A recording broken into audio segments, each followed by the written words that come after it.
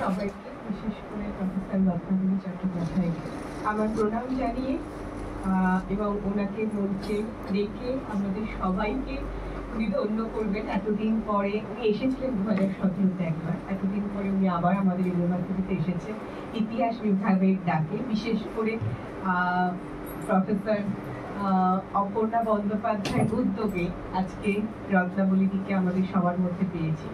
ছাত্রীদের কাছে ওনার সম্পর্কে বিস্তারিত জানাবো, তার আগে আমি রত্নাবলীদিকে মঞ্চে ডেকে নিচ্ছি।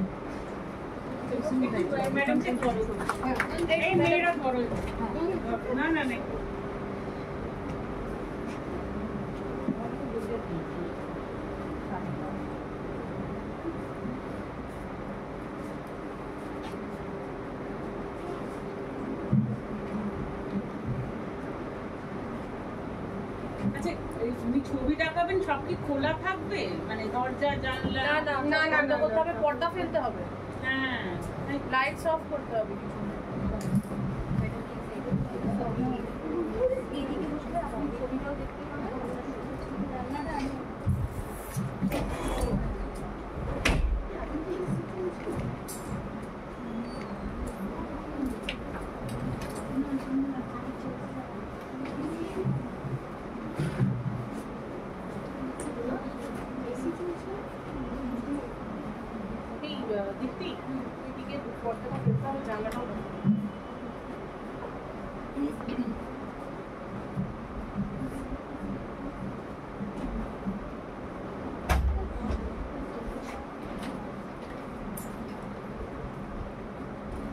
আজ ইতিহাস বিভাগের উদ্যোগে আমরা সবাই একত্রিত হয়েছি আন্তর্জাতিক নারী দিবস উদযাপনের প্রাক্কালে। আমরা সবাই জানি 8ই মার্চ আন্তর্জাতিক নারী দিবস উদযাপিত হয়।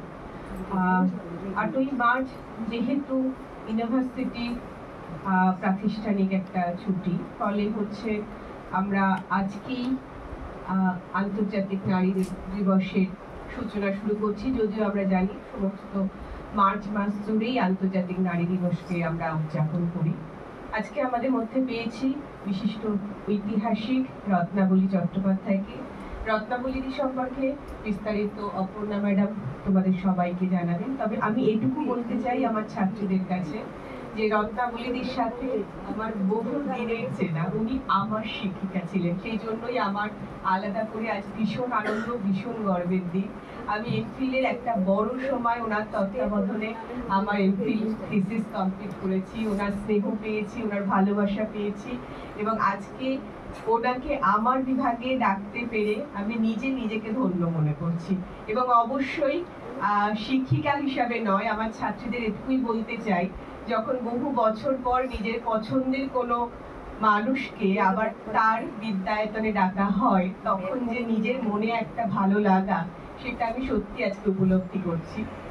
রত্নাবলীদিকে আমি আবার একবার প্রণাম জানাচ্ছি আমার, এবং ছাত্রীদেরকে বলছি আমি বহু কিছু শিখেছি রত্নাবলীদির কাছে। আজকে সেই সুযোগ তোমাদেরও কেউ দিতে পারলাম। তোমরাও আজকে বহু কিছু শিখবে যা জীবনে তোমাদের বহুদিন, যতদিন বেঁচে থাকবে ততদিন দেখবে পাথেয় হয়ে থাকবে, যেমন আমার আছে। আমি প্রফেসর অপর্ণা বন্দ্যোপাধ্যায়কে, আমাদের বিভাগের ম্যাডাম, ওনাকে ডাকছি রত্নাবলীদির সাথে আনুষ্ঠানিকভাবে তোমাদের পরিচয় করিয়ে দেওয়ার জন্য।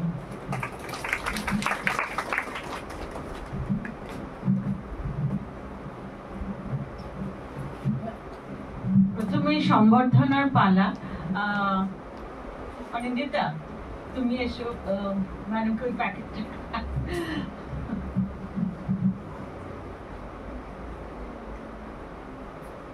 আমাদের বিভাগের associate professor doctor Anindita Ghoshal সামান্য উপহার তুলে দিচ্ছেন অধ্যাপিকা রত্নাবলী চট্টোপাধ্যায়ের হাতে একটি ব্যাগটা একটু তুলে দেখা।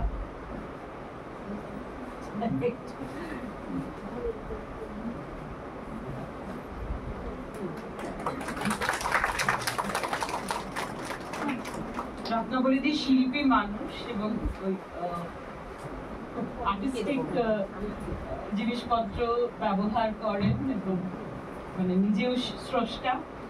তো রত্নাবলীদির পরিচয় দেওয়ার আগে আজকের এই অনুষ্ঠানের মানে আয়োজনের পেছনে যে গল্পটা সেটা একটু বলি। তেমন কিছু নয়, প্রতি বছরই আমরা আন্তর্জাতিক নারী দিবস এবং মানবী ইতিহাস মাস উপলক্ষে কিছু না কিছুর আয়োজন করি, বিশ্ববিদ্যালয় থেকে, বিভাগের তরফ থেকে। অনেক সময় এই আমাদের কলা অনুষদের আন্ডারে যেসব বিভাগ রয়েছে সেই বিভাগগুলো একত্রিত হয়ে সম্মিলিত উদ্যোগে কোনো অনুষ্ঠানের আয়োজন করে থাকি। 2017 জানুয়ারি থেকে আমরা একসঙ্গে বহু কাজ করেছি। 2017 মার্চ মাসে সম্ভবত 7 বা 8 তারিখে, অর্থাৎ আজকে 6 মার্চ, এই সময়টাই 7 বা 8 বা 9 কিছু একটা, কোনো দুটো দিনে আমাদের এই একটা বিশাল আন্তর্জাতিক না একটা জাতীয় স্তরের আলোচনা সভার আয়োজন আমরা করেছিলাম। আমাদের বিশ্ববিদ্যালয় করেছিল। তখন বিশ্ববিদ্যালয়ে মাত্র কয়েকটি বিভাগ এবং শিক্ষকের সংখ্যাও সামান্য, কিন্তু তা সত্ত্বেও আমরা একত্রিত হয়ে প্রবল উৎসাহে একটি জাতীয় স্তরের আন্তর্জাতিক না জাতীয় কিছু একটা সেমিনার আয়োজন করেছিলাম আন্তর্জাতিক নারী দিবসকে উদযাপন করার উদ্দেশ্যে। মনে পড়ছে দ্বিতীয় দিন অনেক বক্তার মধ্যে বক্তা ছিলেন অধ্যাপিকা রত্নাবলী চট্টোপাধ্যায় এবং অধ্যাপিকা মালিনী ভট্টাচার্য। এদের দুজনই একসঙ্গে এসেছিলেন, মানে আমি ওনাদের সঙ্গে নিয়ে এসেছিলাম।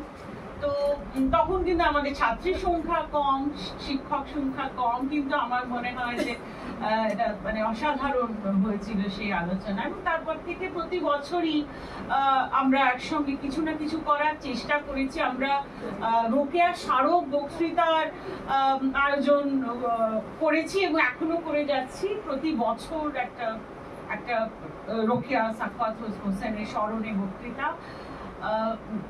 সবাই জানো যে এটা আমাদের মহিলাদের জন্য বিশ্ববিদ্যালয়, ছাত্রীদের জন্য বিশ্ববিদ্যালয়, এবং এখানে মেয়েদের ইতিহাস এবং সামগ্রিকভাবে মেয়েদের কর্মকাণ্ড তুলে থাকার একটা দায় আমাদের থাকেই। আমরা অনেকেই এই কাজে ব্রতী। ইতিহাস বিভাগেও আমরা এই চর্চা শুধু মার্চ মাস নয়, সারা বছর ধরেই করে চলেছি। এবং এই উইমেন স্টাডিজ, হিস্ট্রি এবং বাংলায় 3টে বিভাগ মিলে আমরা শুরু করেছিলাম ওই রোকেয়া স্মারক বক্তৃতা, যেটা এখনো অনুষ্ঠিত হচ্ছে নিয়মিতভাবে। এই বছর জানুয়ারি মাসে হয়েছিল, আর প্রথম বক্তৃতাটা বোধহয় 2016 বা 17 মনে করছি না। যাই হোক, দিনক্ষণের কথা নয়, যেটা বলতে চাই সেটা হচ্ছে যে একটা ঐতিহ্য আমার মনে হয় যে আমরা ইতিমধ্যেই গড়ে তুলতে সক্ষম হয়েছি। মানবী ইতিহাস চর্চার ঐতিহ্য, সামগ্রিকভাবে মানবী চর্চার একটা ঐতিহ্য, অবহেলিত উপেক্ষিত নারীদের ইতিহাসে ফিরিয়ে আনার, প্রতিষ্ঠিত করার একটা যে আয়োজন কয়েক দশক ধরে শুরু হয়েছে, একটা উদ্যোগ শুরু হয়েছে। এই নারীবাদী তাত্ত্বিক চিন্তক গবেষকদের হাত ধরে সেটাকেই আমরা এগিয়ে নিয়ে যাওয়ার চেষ্টা করছি আমাদের প্রতিষ্ঠানের এবং বিভাগের তরফ থেকে। তো আমরা কোভিডের মধ্যেও সক্রিয় ছিলাম এবং বেশ কয়েকটি অনুষ্ঠানের আয়োজন করেছিলাম অনলাইন। আমরা থেমে থাকিনি, মোদ্দা কথা। এবার ঘটনাচক্রে আমরা একাই, মানে শুধুমাত্র ইতিহাস বিভাগই নারী দিবস উদযাপন করতে উদ্যোগী হয়েছি। যদিও পরে মানবী বিদ্যা বিভাগ আলাদা করে 17 তারিখ একটা হয়তো অনুষ্ঠান করবে, কিন্তু বিভাগে আরো আমরা কিছু করব, হয়তো মানে ইন্টারনালি কিছু করব, যেটা মানে কিছু একটা ছাত্রীদের, স্কলারদের নিয়ে আমরা আরো কিছু মানে নানা অনুষ্ঠানের মাধ্যমে এই দিনটাকে এবং গোটা মাসটাকে আমরা উদযাপন করব। এবং সারা বছর ধরেই আমরা উদযাপন করি এবং প্রতিদিন মানে ক্লাসের মধ্যেই মানে ক্লাসরুমের ভেতরেই আমরা উদযাপনটা করি, কিন্তু মাঝে মাঝে একটু আনুষ্ঠানিকভাবে একটু আড়ম্বরের সঙ্গে উদযাপন করাটাও প্রয়োজন হয়ে পড়ে। এবং বিশ্ববিদ্যালয়ের মানে দাক্ষিণ্যে আমরা এই আজকের মতো একটা অনুষ্ঠান আয়োজন করতে সক্ষম হয়েছি আজকে, কারণ একটু মানে অন্যভাবে তো করতে হলে একটু অর্থ সাহায্য লাগে, একটু সহযোগিতা সমর্থন লাগে। তো রত্নাবলীদি অবশ্যই রত্নাবলীদিকে যদি আমরা একটি পয়সাও মানে দক্ষিণা না দিতাম তাহলেও উনি আসতেন, কিন্তু সেটা নয়। এটা আমাদের ইউনিভার্সিটির কর্তব্য যে যখন আপনি এসেছেন, আপনি একজন এই বিষয় বিশেষজ্ঞ, আপনি যখন এসেছেন তখন আপনাকে একটা সম্মান দক্ষিণা আমাদের তরফ থেকে প্রদান করা আমাদের মানে আমাদের কর্তব্যের মধ্যে পড়ে। এবং তৎসামান্য একটু লাঞ্চের আয়োজন, কিন্তু না করলেও রত্নাবলীদি আসতেন, রত্নাবলীদি আসবেন যতদিন উনি সুস্থ আছেন। আমরা জানি ওনাকে আমরা পাশে পাবো। এবং আজকে যে আলোচনা, সেই আলোচনাটা তোমাদের কাছে খুবই মনোগ্রাহী হয়ে উঠবে। রত্নাবলীদির পরিচয় বিশদে আর কি দেবো, একটু সার্চ করলেই পেয়ে যাবে। মানে আমিও আমারও কাছে তথা মানে সেভাবে একটা বায়ো নোট নেই, মানে আমি আর চাইনি, কিন্তু কারণ উনি খুবই বিখ্যাত মানুষ, যেটুকু জানি সেটুকুই বলছি। রত্নাবলীদি ক্যালকাটা ইউনিভার্সিটির Islamic department of Islamic history and কালচারের অধ্যাপক ছিলেন। তার আগে বোধহয় বাসন্তী দেবী কলেজ থেকে উনি ওনার যে কর্মজীবন শুরু করেন, এবং তারপরে কলকাতা বিশ্ববিদ্যালয় অবশ্যই সুযোগ পেয়ে জয়েন করেন। এবং উনি কলকাতা বিশ্ববিদ্যালয়ের উইমেন স্টাডিজ রিসার্চ সেন্টারের ডিরেক্টর ছিলেন বেশ কয়েক বছর। এছাড়া West Bengal commission for women অর্থাৎ উইমেন্স কমিশনের উনি মেম্বার ছিলেন বহু বছর। 1993 সালে এই উইমেন্স কমিশন স্থাপিত হয়, মানে পশ্চিমবঙ্গের উইমেন্স কমিশন স্থাপিত হয়। এবং ইউজি 76 এর মেয়েরা আছে কিনা জানি না, তোমাদের আমি আগের দিন উইমেন্স কমিশন নিয়ে পড়াচ্ছিলাম। তো নিষ্ঠারা কেউ নেই, আছো? অনন্যায়রা আছো? হ্যাঁ। তো এই উইমেন্স কমিশনের উনি কিন্তু সদস্য ছিলেন। তো ঠিক তারিখ কোন সাল থেকে কোন সাল উনিও ভুলে গেছেন, আমিও নেট সার্চ করে পেলাম না। তো যাই হোক, সেটা বড় কথা নয়। উনি ছিলেন এবং উনি মানবী বিদ্যা চর্চা এবং মানবী ইতিহাস চর্চার সঙ্গে ওতপ্রোতভাবে জড়িত। আমরা বলতে পারি উনি একজন পথিকৃৎ এই বিষয়ে, মানবী ইতিহাস চর্চার উনি একজন পথিকৃৎ, মানবী বিদ্যার একজন পথিকৃৎ। এবং আজকেও ওনাকে যে মানে আজকে আমরা মানে ওনার অনেক লেখা আমরা পড়েছি। একটি বইয়ের কথা বলছি, মানে উনি মূলত দুটো বিষয়ে কাজ করেছেন। আর এই বইটা আমি পড়িনি, তবে এই বইটা ওনার খুব বিখ্যাত বই, from the karkhana to the studio, a study in the changing social roles of patron and artist in Bengal.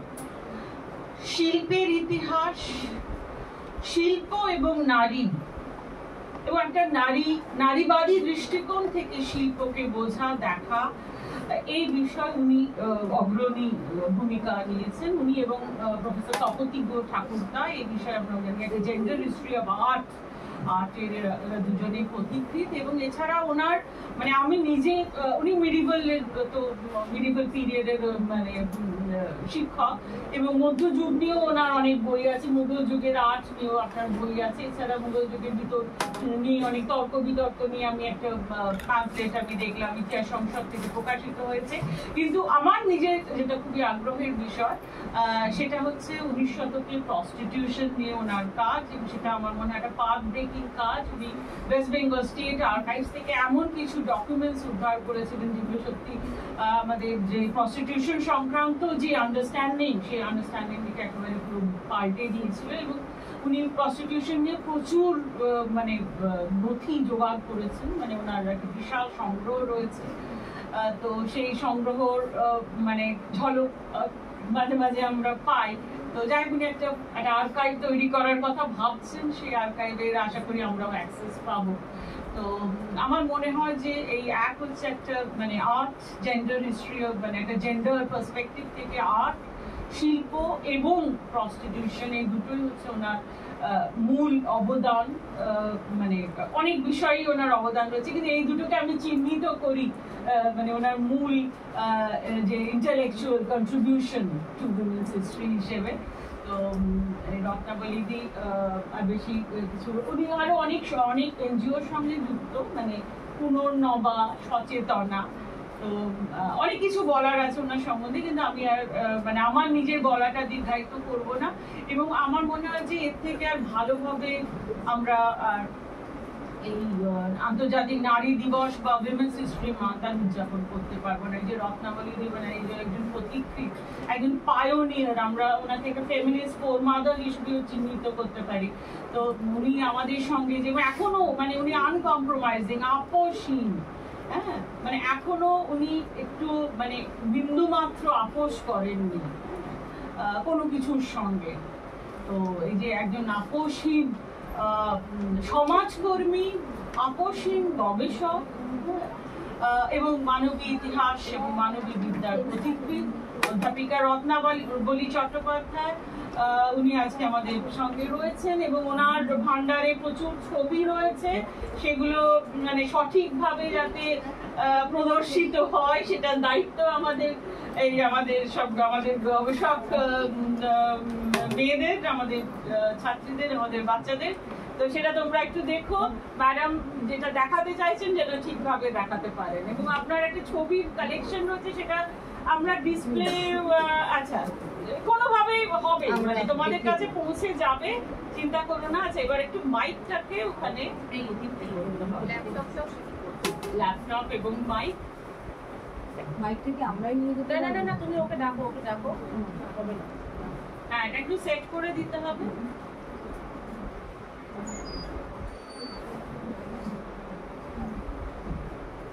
রত্নাবলীদির শান্তিনিকেতনে একটু বাড়ি আছে, সেটাও কি খুব মানে নানা রকম আর্টিস্টিক জিনিসপত্র নিয়ে সাজানো, সেটা জানি না, তবে ওনার পটচিত্র নিয়েও কাজ আছে, এই বিষয়টাও আমি বলতে চাই। মেদিনীপুরের পটচিত্র শিল্পীদের নিয়েও কাজ আছে, সেটাও আমাদের একজন ছাত্রী রয়েছে, মানে প্রাক্তন ছাত্রী, পটচিত্র নিয়ে কাজ করেছে। সেও আপনার সঙ্গে কথা বলবে পরে। মানে আপনি আমাদের কাছে একটা কি বলবো খনির মতো,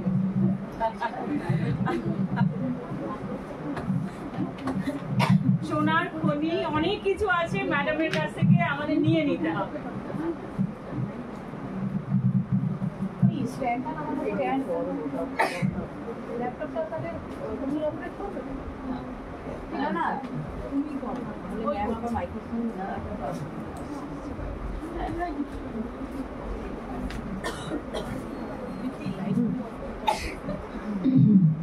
তোমাদের অনেক ধন্যবাদ আমার সম্পর্কে এত কথা বললো, বিশেষ করে অপর্ণা যা বললো তাতে আমি একটু অভিভূতই বোধ করছি। তবে একটা কথা আমি বলিনি, আর্কাইভটা আমি তৈরি করব না। অপর্ণা যেটা জানি না সেটা হচ্ছে আর্কাইভটা ও তৈরি করবে, আমি আমার যা জিনিসপত্র আছে সেইগুলো ওকে দিয়ে দেব। অলরেডি আপনার বাড়িতে এক্সিস্ট করছে, সেটাকে একটা ফরম্যাট শেপ দেওয়া, এটা ঠিক আছে। যাই হোক না, আসলে কি জানো, আমরা একটা অদ্ভুত সময়ের মধ্যে বাস করছি। আমি রিটায়ার করেছি ফর্মালি 2001 সালে, আর বুঝতে পারছো এখন এত বছর রিটায়ার করার পরে এখনো কিন্তু আমি যাই করি না কেন আমার মনে পড়ে যায় ছাত্রীদের কথা, যে তাদেরকে জানানো হতো, কিন্তু সেই উপায়গুলো আমাদের হাতে আর নেই। আর তোমাদের তো বয়স বাড়ে না, আমাদের বয়স বেড়ে যায়, তার ফলে যেটা হচ্ছে, কিন্তু মুশকিল হচ্ছে তার ফলে একটা দূরত্ব সৃষ্টি হয়। আগে যেগুলো অনেক সহজে পৌঁছে যেতে পারতাম সেগুলো তো এখন আর পারি না। তো আমার যেটা বলার কথা, আলো নেভালিকে অসুবিধা হবে, আপনি কি কোনো রাইটার থেকে পড়বেন? আমি ডাকছি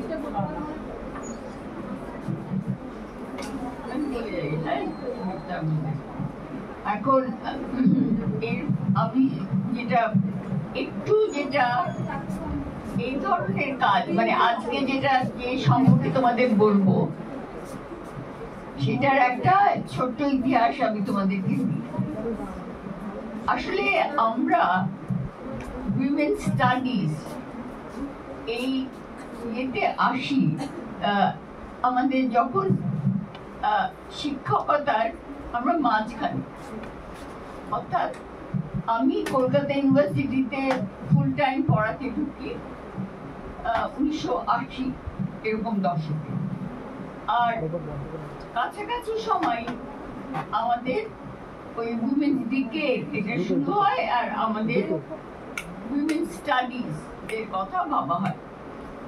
তো আমি পড়াতাম ইসলামিক হিস্ট্রি অ্যান্ড কালচার ডিপার্টমেন্টে, কিন্তু পার্ট টাইম পড়াতাম হিস্ট্রি ডিপার্টমেন্টে। আর আমার অনেক বন্ধু যারা ইয়াং বন্ধু, যারা আমার থেকে অনেকে ছোট, তারা সবাই হিস্ট্রি ডিপার্টমেন্টে ছিল।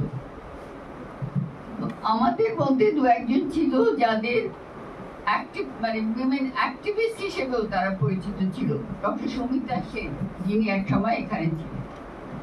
তো সৌমিতা যখন ইংল্যান্ড থেকে ফিরে এলো এবং Kolkata university history department join করলো, তখন ও আর আমরা তো একটা সংগঠনে ছিলাম সচেতনা বলে, যেটাতে ও আর ওর মা দুজনেই ছিলেন।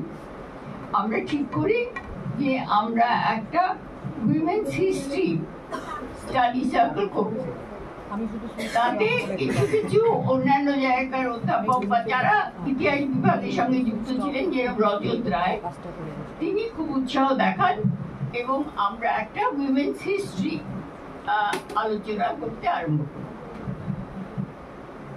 তো প্রথম জিনিস যেটা আমরা শিখি সেটা হচ্ছে যে উইমেন স্টাডিজ হচ্ছে ইন্টারডিসিপ্লিনারি, অর্থাৎ এই একটা বিষয় হাতে পেলাম যেখানে আমরা ইতিহাস আলোচনা করতে গিয়ে সোশিওলজি, অ্যানথ্রোপোলজি, বুঝতে পারছো, অন্যান্য নানা ধরনের জিনিস, সাহিত্য সব আনতে পারি।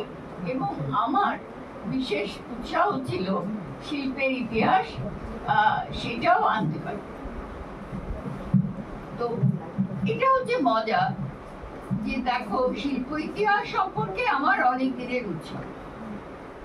আমি এটাও ঠিক যে আমি হিস্ট্রি থেকে শিল্প ইতিহাসে যেতে অনেক অসুবিধা হয়েছে, কারণ সত্যি কথা বলতে কি, ওই যাকে আমাদের মডার্ন হিস্ট্রি বলতো, তাতে কোনো শিল্পের ইতিহাস পড়ানো হতো না। Ancient Indian history and culture আর ইসলামিক। তারপরে ওখানে আমাদের হিস্ট্রিতে মিডিয়েভাল হিস্ট্রি বলে একটা পেপার ছিল। আমরা যেটা করলাম সেটা হচ্ছে যে ওখান থেকে আমি রাজস্থানি পেন্টিং এবং মুঘল পেন্টিং এটা নিয়ে কাজ করতে শুরু করি। মাথায় দেখো, এবং যেহেতু আমার একটা উৎসাহ ছিল, আমি অনেক কিছুই করতাম, যেরকম ইউরোপিয়ান আর্ট, রেনেসাঁস, এগুলো তো আমরা সাধারণভাবেই পড়েছি, আন্ডার গ্রাজুয়েট অবস্থা থেকেই পড়েছি। কিন্তু অদ্ভুতভাবে আমরা কিন্তু কখনো মেয়েদের, মানে মহিলা শিল্পী, সেইভাবে আলাদা করে কখনো চিহ্নিত করার চেষ্টা করি। 1980 দশকের পর থেকে যখন আমাদের হঠাৎ যেন আমাদের চোখের উপর যেন একটা পর্দা পড়ছে, সেটা যেন সরিয়ে নেওয়া হলো, এবং আমরা পুরোটা মেয়েদের অভিজ্ঞতা, মেয়েদের জীবনী, মেয়েদের সাহিত্য, এগুলো আমরা আলাদা আলাদা করে দেখতে আরম্ভ করি। কোনদিন তো আমরা ওইভাবে আশাপূর্ণা দেবী পড়েছি, হ্যাঁ, ইয়েও পড়েছি, কি বলে, মহাশ্বেতা দেবী পড়েছি, কিন্তু আলাদা করে কখনো মহিলা সাহিত্যিক বলে পড়ি, বুঝতে পারছো?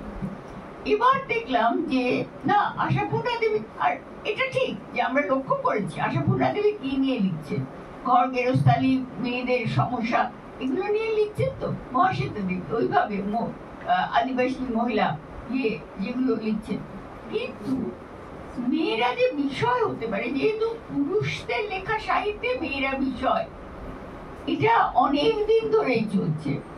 আমরা কিন্তু আলাদা করে মহিলা লেখিকা যারা, তাদের কাজে অন্যরকম দৃষ্টিভঙ্গি আমরা পেতে পারি, এটা আমাদের খেয়াল হতো না। এইটা কিন্তু প্রথম আমরা 1980 দশকে যখন উইমেন স্টাডি সেন্টারগুলো সেট আপ করা হতে লাগলো, তখন আমরা খেয়াল করি। এবং একই সঙ্গে উইমেন্স মুভমেন্টটাও কিন্তু আমাদের দেশে একটা নতুন মোড় নেয়।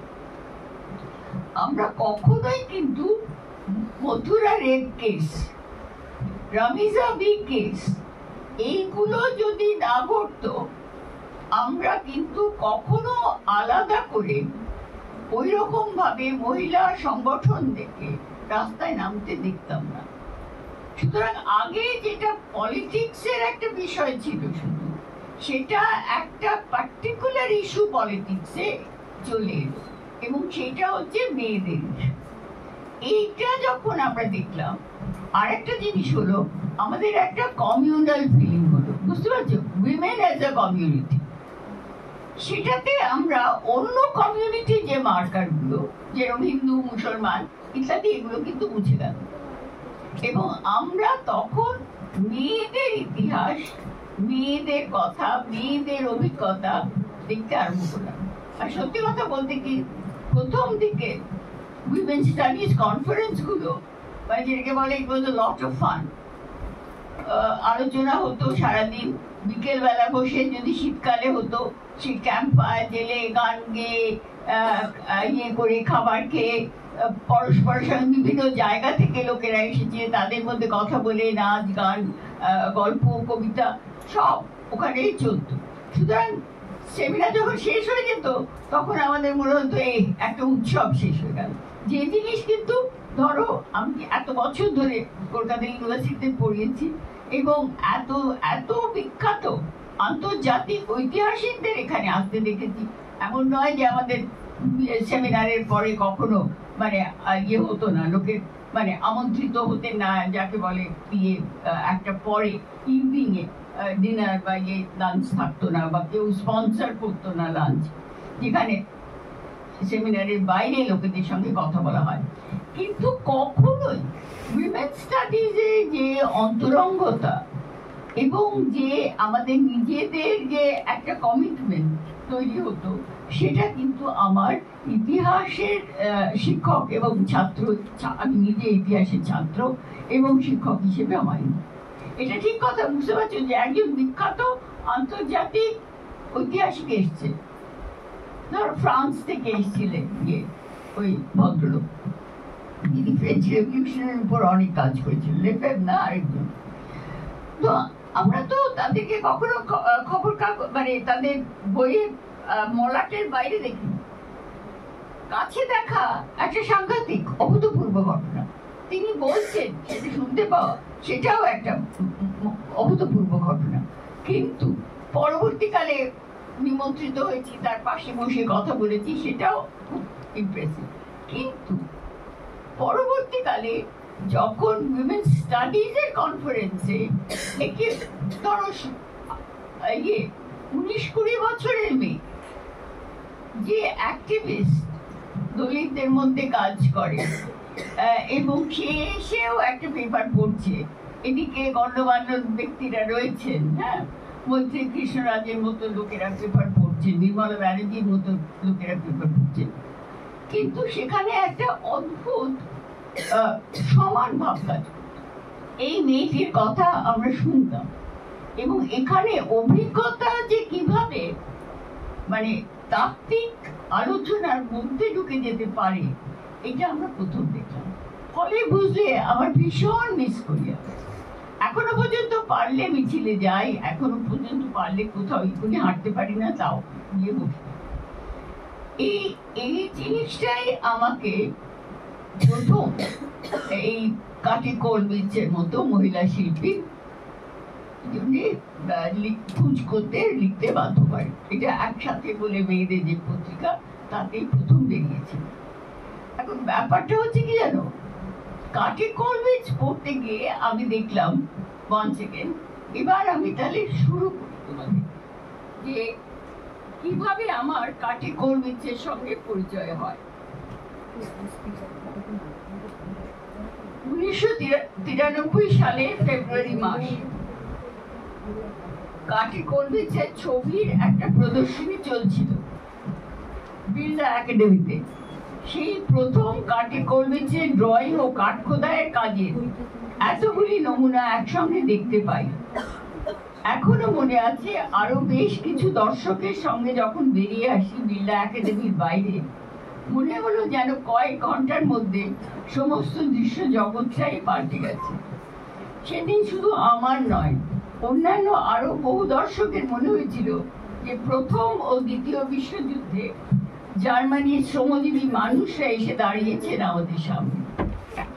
দারিদ্র, ক্ষুধা ও মৃত্যুর যন্ত্রণার যে অভিব্যক্তি আমাদের অভিজ্ঞতার মধ্যে জায়গা করে নিয়েছিল, তার একমাত্র প্রকাশ যেন সম্ভব হয়েছিল কাটে কলমিচের সৃষ্ট ইমেজগুলিতে। শুধু কিছু রেখা ও কালো সাদায় করা ড্রয়িং ও এনগ্রেভিং, এই সীমিত চিত্রকরণের উপায় সম্বল করে যে শিল্পী এই ছবি সৃষ্টি করতে পারেন, মানতে হয় তিনি সত্যি খুব ক্ষমতাশালী শিল্পী। অথচ কাটে কলমিচের নাম আমরা কজন জানি? 60-এর দশকে যখন শিল্পের ইতিহাস নিয়ে কাজ করতে শুরু করি, তখন আমাদের এক পেশে শিক্ষার ফলে বিশেষ কোনো নারী শিল্পীর নামই শুনি। নারী ইতিহাস রচনার প্রাথমিক সমস্যা হলো আমাদের বিদ্যাচর্চার বিষয়সূচিতে নারীর কোনো স্থান নেই। শিল্পী বলতে আমরা শুধু পুরুষ শিল্পীদের জানি।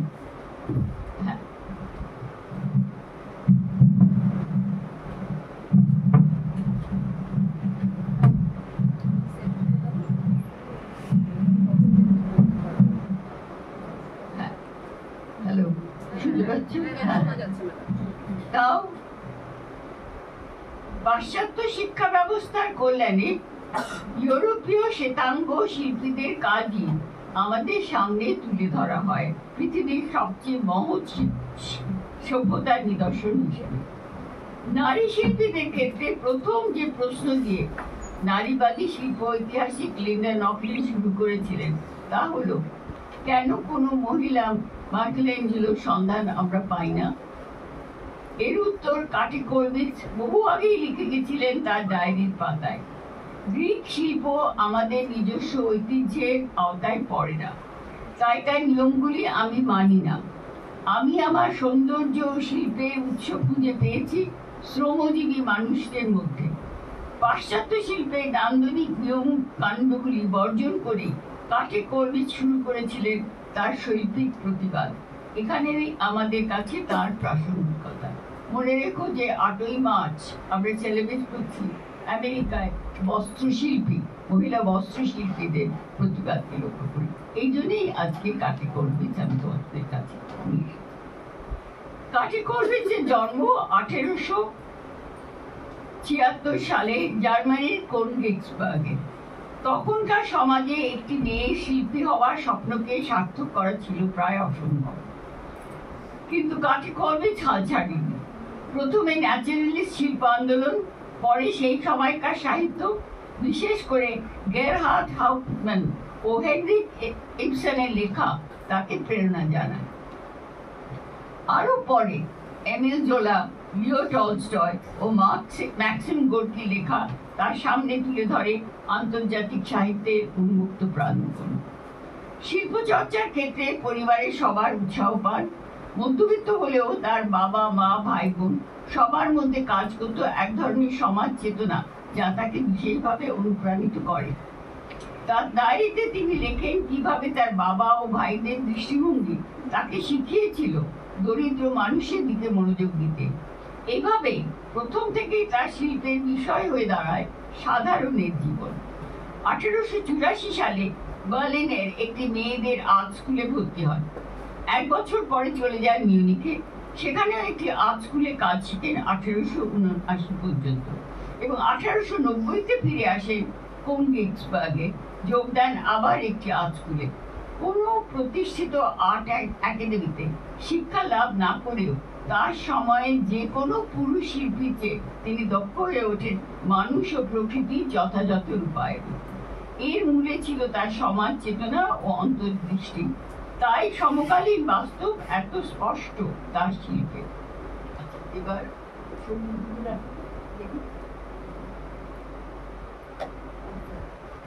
এর আগেটা দেখেছো?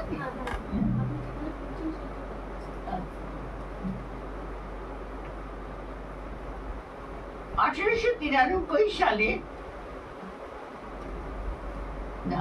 1891 সালে কার্ল কোলভিজ বিয়ে করেন ডক্টর কার্ল কোলভিজকে। স্বামীর সঙ্গে কাজের সূত্রে উত্তর বার্লিনের বহু শ্রমিক পরিবারের সঙ্গে তার পরিচয় হয়। যা ছিল বই পড়ে দূর থেকে দেখা, তার রূপান্তরিত হলো প্রত্যক্ষ অভিজ্ঞতায়। কোলভিজ তার ডায়েরিতে লিখেছিলেন, আমি এই সময় থেকে আমার কাজের সূত্রে জানতে পারলাম শ্রমিক পরিবারগুলির দুর্দশার আসল রূপ। যেসব শ্রমিক মহিলারা আমার স্বামীর কাছে আসতেন, তারা আমার কাছেও সাহায্যের জন্য আসায় আমি খুব কাছ থেকে তাদের জীবনযাত্রা লক্ষ্য করতে পারি। বেকারি, দারিদ্র, ক্ষুধা, হতাশা থেকে মেয়েদের বেশ্যা হয়ে যাওয়া, সন্তানকে বাঁচানোর আপ্রাণ চেষ্টায় যে কোনো পরিশ্রমকে তুচ্ছ মনে করা, সেগুলি আমাকে ভীষণভাবে বিচলিত করত। এই কারণে আমি বারবার ওদের ছবি আঁকতাম। মনে হতো এইভাবে ওদের কাজে লাগতে পারি, নিজের বাঁচাটাও যেন কিছুটা সহনীয় হতো এর ফলে। 1893 সালে কার্ল কোলভিজ গেরহার্ড হাউফম্যানের দিয়ে ওয়েবার নাটকটি দেখেন। নাটকটির বিষয় ছিল 1844 সালের তন্তুবায় বিদ্রোহ। শিল্পায়নের ফলে তাঁতিদের কাজ চলে যায়, তারা বিদ্রোহ করে। সম্রাটের আদেশে সামরিক বাহিনী নির্মমভাবে বিদ্রোহীদের উপর অত্যাচার চালায়। 11 জন তাঁতি মারা যান, 80 জনের কারাদণ্ড ঘটে। এই ঘটনায় মর্মাহত উত্তরকালের লেখক ও শিল্পীরা কাজের মাধ্যমে প্রকাশ করেন তাদের প্রতিবাদ। 1892 সালে গেরহার্ড হাউফম্যান লেখেন তার নাটক। নাটকটির প্রকাশ অভিনয় সরকারের নির্দেশে বন্ধ করে দেওয়া হয়। 1893 সালে গোপনে কিছু সমব্যথীদের সঙ্গে নাটকটি অভিনয় দেখেন কার্ল কোলভিজ। উত্তেজিত শিল্পী পরে তার ডায়েরিতে লেখেন, এই নাটকটি দেখা আমার জীবনে একটি অবিস্মরণীয় ঘটনা। 1893 থেকে 1898 সালের মধ্যে কার্ল কোলভিজ একটি ছবির সিরিজ তৈরি করেন, the rising of the weavers, তন্তুবায়দের বিদ্রোহ নামে। কাজগুলি ছিল মূলত এচিং। আচ্ছা, এবার তুমি স্কিপ করে চলে যাও, বুঝলে আমি এটাতে দেখাতে চাই। হ্যাঁ, তুমি চলে যাও না, আর আরো আরো পরে দেখো যেখানে ইয়েগুলো দেখাতে পারবে না, আরো পরে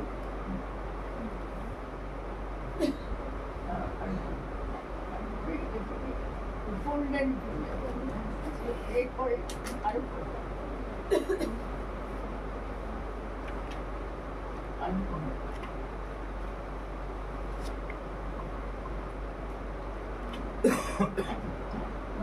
এবার নামো। হ্যাঁ, তারপরে যাও আরো পরে।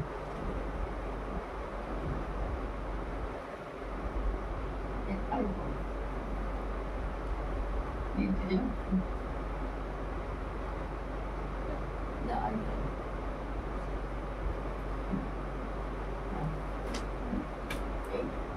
এখান থেকে শুরু। এই যে তন্তুবায় বিদ্রোহ, সেটার কাজ শুরু করেন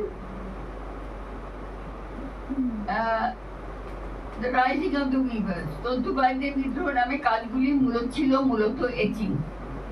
তার মতে এচিং এ তার যথেষ্ট দক্ষতা না থাকায় সবকটি কাজ সফল হয়নি। এই ছবিগুলি প্রদর্শিত হলে পরেরটা দেখো।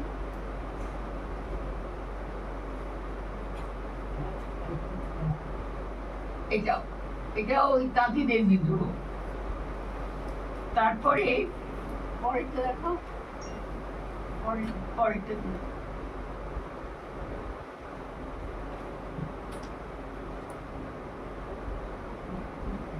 কেন বিশাল বড়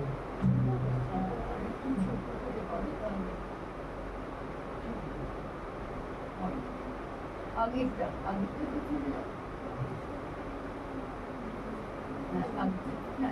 এটা আমি একটু ছোট করে এটাতে রাখো। হ্যাঁ, এই যে ছবিগুলি এই ছবিগুলি প্রদর্শিত হলে কার্ল কোলভিজের নাম চারদিকে ছড়িয়ে পড়ে। দর্শকদের প্রবল অভিনন্দনের চাপে শিল্পীর মুখটা ভেসে যায়। বার্লিনের সব বড় প্রদর্শনীগুলিতে তার ছবি প্রদর্শিত হতে থাকে। কাইজার তাকে পদক দিয়ে সম্মানিত করতে আপত্তি জানান, কিন্তু কোলভিটজ নিয়োজিত হন বার্লিনে গ্রাফিক্স ও অ্যানাটমি শিক্ষক পদে। আচ্ছা, আমি তোমাদেরকে একটু বলি এচিং কাকে বলে। এচিং হচ্ছে মানে কাঠ খোদাই, ঠিক না, একটু রাবার টাইপের যেগুলো, সেগুলো হচ্ছে লিথোগ্রাফ। কিন্তু এচিংটা হচ্ছে আরো একটু হার্ড ইয়েতে বোর্ডে, মানে বুরিন বলে একটা ধরনের ছুঁচের মতো আছে, তাই দিয়ে এচ করে করে কাটে, বুঝেছো? এবং এটা করা হচ্ছে যে এটা কালি দিয়ে তারপর অনেকগুলো ছাপ দেওয়া যায়, বুঝেছো? তো এই যে এচিং, এটা শুধু সাদা কালো। পরে বুঝতে পারছো, কাঠে কলমে যখন ছবি আঁকছেন তখন সেটা এক্সপ্রেশনিস্টদের সময়, মানে তখন ইউরোপে অয়েল পেন্টিং খুব ভালোভাবে চলিত। রঙিন ছবি, বিশেষ করে আলো, ছবিতে আলো, নানা রং, এইগুলো তখন চারধারে ঝলমলে ছবির প্রচুর বাহার। এবং মহিলা শিল্পী যারা আঁকছেন তারাও যেটা করছেন, তারা অনেকে আঁকছেন ম্যাডোনা, মেয়েদের, সাধারণ মেয়েদেরকে ম্যাডোনা হিসেবে দেখানো, মাতৃমূর্তি, এটাই তখন, বা অন্যান্য মানে লাভার্স, এই ধরনের ছবি। সেখানে এই ধরনের ছবি, মানে যেটা তাঁতিদের বিদ্রোহে দেখলে, এটা একটা পুরো সিরিজ উনি করেছেন। তারপরে যেটা হচ্ছে, এবং ও সবসময় মনে হচ্ছে উনি যথেষ্ট দক্ষ নন এবং এই ছবিগুলো লোকের কাছে পছন্দ হবে না। প্রথমত বিষয়টা দেখো, দ্বিতীয়ত হচ্ছে পদ্ধতিটা দেখো। মানে আমরা যে কোনো ছবির এক্সিবিশন দেখতে গেলে কিন্তু এটা দেখি কিভাবে আঁকা হয়েছে, ছবিটা দেখে আমাদের যে ইম্প্যাক্টটা হচ্ছে এবং যে বিষয়টা এঁকেছে তার সঙ্গে আমরা কোনো সহমত। এখন ঘর সাজানোর জন্য এই ছবি নিয়ে যাওয়া যায় না, বুঝতে পারছো? 1902 থেকে 1908 এর মধ্যে তিনি একাধারে কৃষক সংগ্রামের ছবি আঁকেন। এটা হচ্ছে একটা, পরেরটা হলো এটা হচ্ছে পেজেন্ট ওয়ার ইন জার্মানি। এটার কথা নিশ্চয়ই তোমরা যারা ইতিহাসের ছাত্রী তারা পড়েছো। এঙ্গেলস এই সম্পর্কে বিশাল লেখা লেখেন। এই সময় কৃষক মেয়েদের উপর অসম্ভব অত্যাচার করে জমিদাররা, এবং তার মধ্যে একটা হচ্ছে যে ধর্ষণ, বুঝেছো? সুতরাং একই সঙ্গে আমরা যখন কৃষকের ছবি দেখছি, পুরুষ কৃষকের ছবি, কাঠে কলমে কিন্তু মেয়েদের ছবি আঁকছে। যে মেয়েরা একাধারে যখন এরকম ভাবে কৃষক আন্দোলন চলছে এবং তারা ভীষণ ভাবে মানে নিজেদের সংসার বাঁচাতে এবং বাচ্চাদের বাঁচাবার জন্য তারা নানা রকম কাজ করছেন, এমনকি বেশাও হচ্ছে, আর তাদের উপর নানাভাবে অত্যাচার হচ্ছে।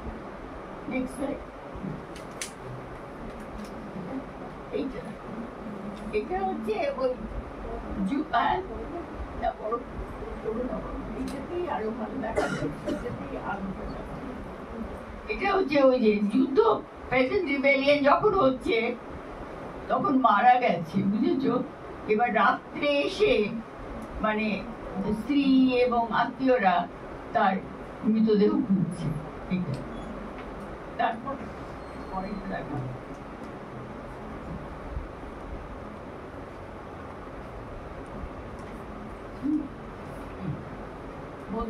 এটাও এটা এরকম, বুঝতে পারছো? এটা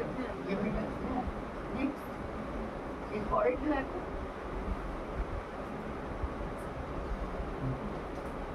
জাতি পরিবার, এটা ভীষণ দারিদ্র, মানে কিছু নেই, খাবার দাবার কিছু,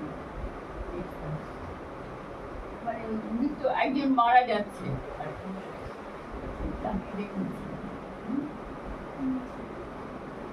তারপর এদের আক্রমণ, মানে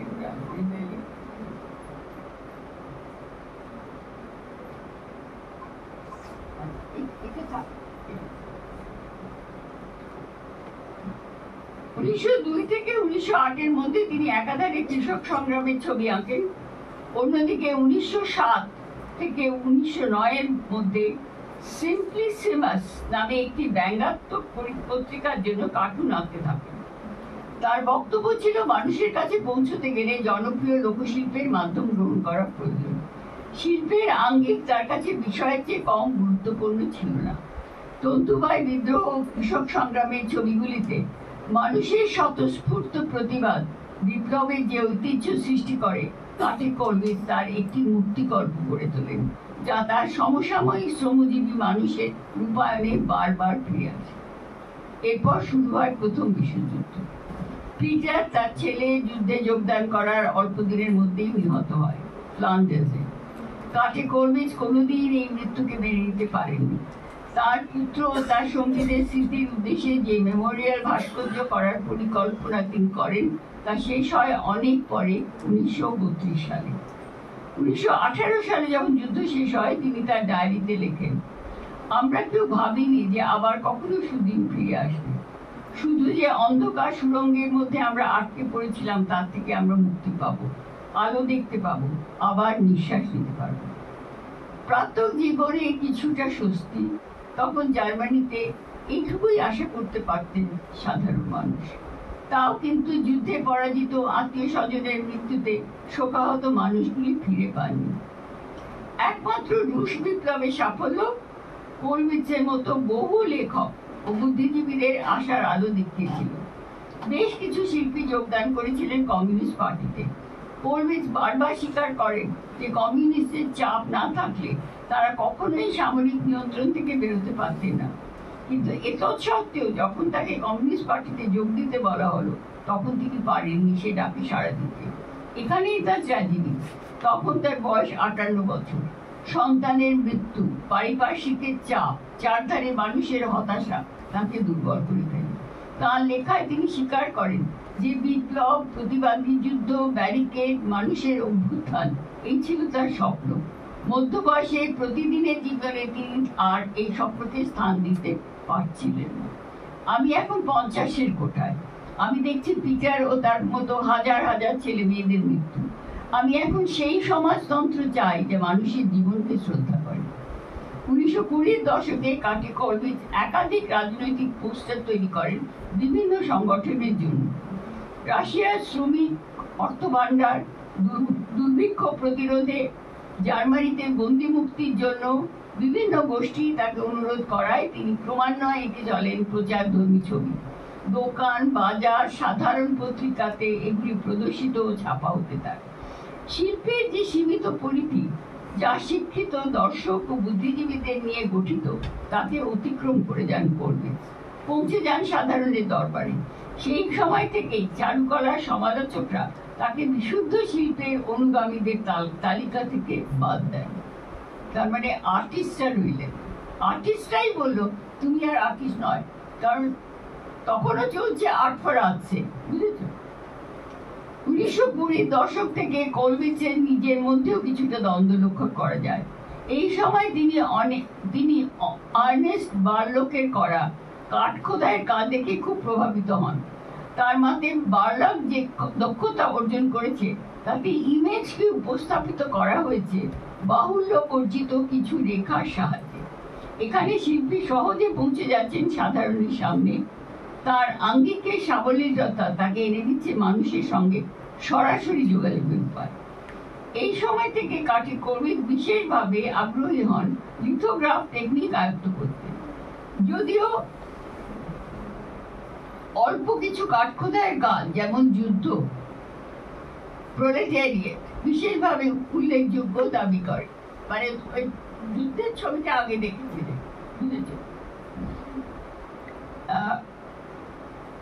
যে সময় পাশ্চাত্য শিল্পে ইজেল আশ্রিত চিত্রকরণের পরীক্ষা নিরীক্ষাতে নামি দামি সব শিল্পীরাই ব্যাপৃত ছিলেন, কাঠে কলবিটস তখনই ইজেল বর্জন করে কাজ করতে থাকেন ড্রয়িং, এচিং, লিথোগ্রাফের মাধ্যমে। বুঝতে পারছো? যেগুলো সস্তা, মিডিয়াম এবং তাড়াতাড়ি করা যায়, আর একটা করলে তার থেকে অনেকগুলো ছাপ করে হয়। পাশ্চাত্য শিল্পের মূল স্রোত থেকে ইচ্ছাক্রমে নিজেকে বিচ্ছিন্ন রেখেছিলেন কাঠে কলবিটস। এর জন্য একাকিত্বের যন্ত্রণাও তিনি অনুভব করতেন। বারবার লিখে গেছেন, আমার কাজকে শিল্প বলা চলে না, আমি আঁকি পোস্টার, একে তো মহৎ শিল্পের কোঠায় ফেলা চলে না।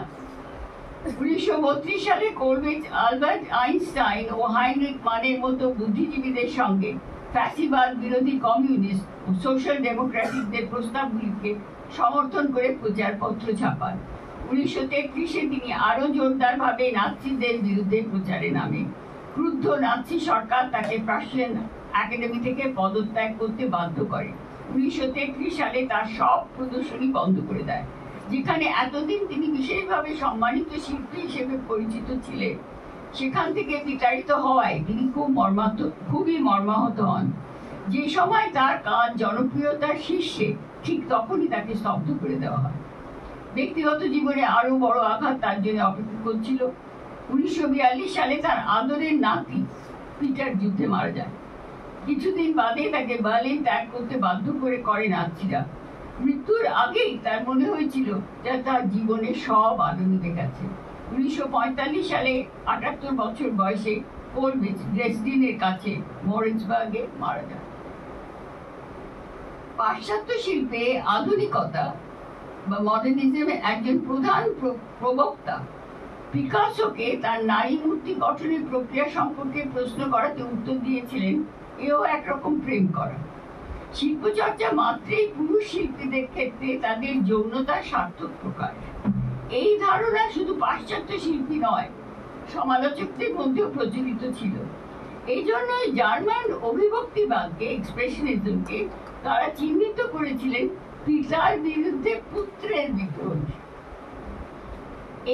এর ফলে কাটি কোলরিজ, যিনি জার্মান অভিব্যক্তির একজন প্রধান ব্যক্তিত্ব বলে স্বীকৃত ছিলেন, তিনি এই সমালোচকদের তালিকা থেকে সম্পূর্ণ বাদ করে দেন নারী হিসেবে।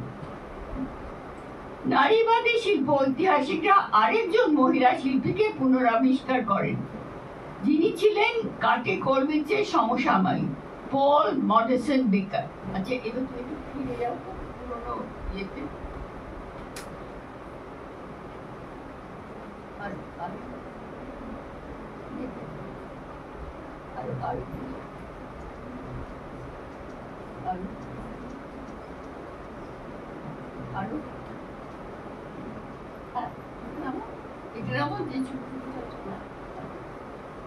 এই হচ্ছে পলা মডেসন বেকার, যিনি কোলরিজের মতো নারীকে দেখেছিলেন নারীর দৃষ্টিতে। 1876 সালে ড্রেসডেনের এক মধ্য পরিবারে পলার জন্ম। তার পরিবারও তাকে উৎসাহ করেছিল শিল্প চর্চায়। 1897 সালে ফ্রিটজ ম্যাকেনসনের কাছে শিক্ষা লাভ করে পলা যোগ দেন ওয়াইপিসাইড শিল্পী সংগঠনে। এরা অধিকাংশই ছিলেন প্রকৃতির শিল্পী। মডেসন বেকার এদের সঙ্গে শিল্পীদের গ্রামে বাস করতেন। পরে অবশ্য ফ্রান্সে গিয়ে সেজান ও গগার ছবি দেখে তিনি ভিন্ন আঙ্গিকে কাজ শুরু করেন। তার কাজের প্রধান বৈশিষ্ট্য ছিল ইমেজের মাধ্যমে নারী ও প্রকৃতির যে ঘনিষ্ঠ সম্পর্ক তাকে প্রতিষ্ঠিত করা। মডেসন বেকার নারীকে বিশেষ করে মাতৃরূপে চিত্রিত করেছিলেন। 1898 সালে তিনি তার ডায়েরিতে লেখেন যে শিশুকে স্তনদানরত এক জার্মান কৃষক রমণীকে দেখে তার মনে হয়েছিল একে ম্যাডোনা হিসেবে আঁকা উচিত। ফুল লতা পাতা দিয়ে বেষ্টন করে মডেসন বেকার তার সৃষ্ট নারী মূর্তিগুলিকে প্রথাগত স্বীকৃত আঙ্গিকের বাইরে নিয়ে ফেলেন। ফলে তার ছবিতে এক নতুন ধারাকে প্রতিষ্ঠিত করেন। নারীবাদী শিল্প ইতিহাস রচনার প্রথম প্রয়াসকালে যারা পলা মডেসন বেকার ও কাটি কোলরিজকে উপস্থিত করেন তাদের পাঠক মহলে, তারা মূলত দুই শিল্পী নারী হিসেবে সামাজিক সমস্যা নিয়ে আলোচনা করেন। এখানে পরিবার, ব্যক্তিগত সমস্যা, স্ত্রী ও মাতার অভিজ্ঞতাকে আলোচনার প্রাধান্য পেয়েছে। তাই তারা মডেসন বেকারের জার্মান কৃষক রমণীর ম্যাডোনা মূর্তিতে খুঁজে পেয়েছিলেন পলার নিজস্ব আশা আকাঙ্ক্ষার প্রকাশ। সন্তান জন্মের সময় পলার মৃত্যু হয়। নারীবাদীদের কাছে তার সমগ্র জীবন কাহিনী ছিল একটি রূপকের মতো। তাই তার মৃত্যুও ছিল সেই সময় তার নারী শিল্প জীবনের পরিণতির একটি দৃষ্টান্ত। এই কাঠি কলমিচের সঙ্গে এখানেই তার সমসাময়িক নারী শিল্পীদের পার্থক্য। তার জীবনে এবার সরাই না,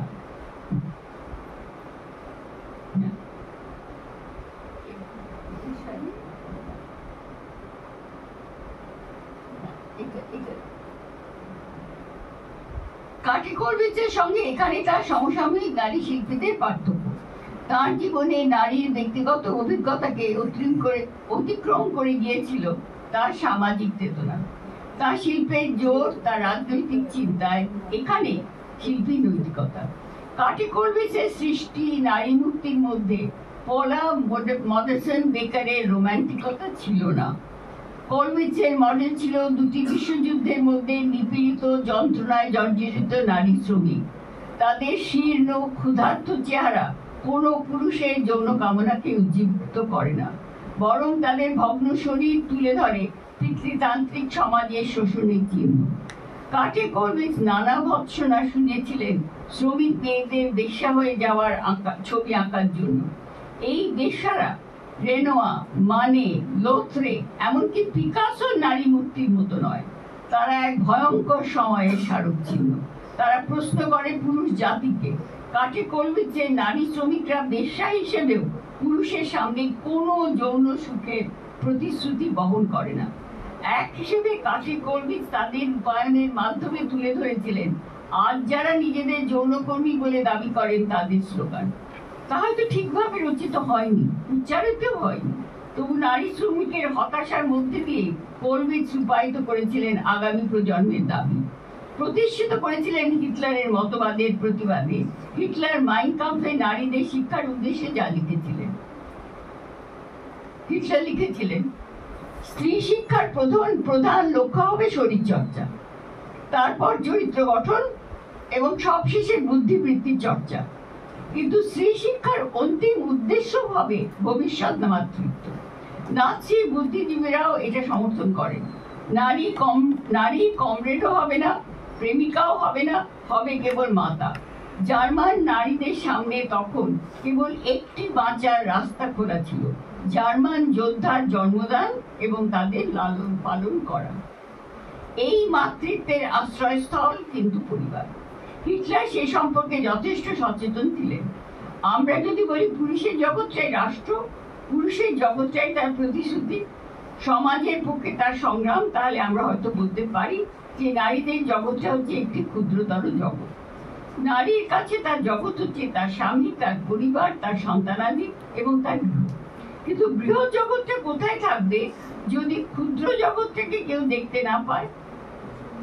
হিটলারের বক্তব্যে আপাত সবিরোধ বিস্ময়কর ঠেকলেও এর আসল যুক্তি যে পুঁজিবাদী মতাদর্শের উপর কতটা নির্ভরশীল তা এই সময়ে জার্মান নারী শ্রমিকদের অবস্থা বিশ্লেষণ করলেই ধরা পড়ে। নারীদের সমগ্র বহির্জগৎ থেকে বিতাড়িত করে তাদের গৃহবন্দী করে রাখাই ছিল নাৎসি সরকারের পরিকল্পনা। এই সময় পুরুষ শিক্ষার্থীর সংখ্যা 15,000 হলেও নারীর সংখ্যা ছিল 1500। তার উপর আবার যেটুকু উচ্চ শিক্ষার ক্ষেত্রে নারীর প্রবেশ ঘটেছিল নাৎসি শাসনকালে তার শতকরা 75 থেকে 80% কমে যায়। মেয়েরা নাৎসি শাসনের পূর্বে সাধারণভাবে উপার্জনশীল ছিলেন। নাৎসিদের উত্থানের ফলে অধিকাংশ মহিলারা গৃহে বন্দী হয়ে পড়েন। অল্প ক্ষেত্রে যেমন নার্স ও সমাজ কল্যাণমূলক সেবিকার কাজে মেয়েদের রাখলেও পাবলিক সেক্টরে বিবাহিত নারীদের চাকরিচ্যুত করে পুরুষদের নিয়োগের পদ্ধতি চালু হয়েছিল। 1930 সালের মধ্যভাগ থেকে নারী শ্রমিক নিয়োগ করা বৃদ্ধি পায়। পুঁজিপতিদের অধিকতর শোষণের স্বার্থেই কম মজুরিতে অধিকতর নারী শ্রমিক নিয়োগের পরিকল্পনা করা হয়। তবে সব ক্ষেত্রেই মেয়েরা অধ্যস্তন এবং নিম্ন মজুরিতে কাজ করতে বাধ্য হতেন। 1936 সালে নাৎসি নারী বিভাগের প্রধান গার্ট্রুড স্কলারক্লিং পার্টির নিকট অভিযোগ করেন যে যোগ্যতা সম্পন্ন নারীদের চাকরির কোনো সুযোগ দেওয়া হচ্ছে না। নারীদের অর্থনৈতিক কর্মকাণ্ড থেকে বিতাড়নের সঙ্গে সঙ্গে অধিকতর সুস্থ সবল এবং যোদ্ধা জার্মান পুরুষ সন্তান উৎপাদনের জন্য নাৎসি সরকার বিবাহ ঋণ চালু করে।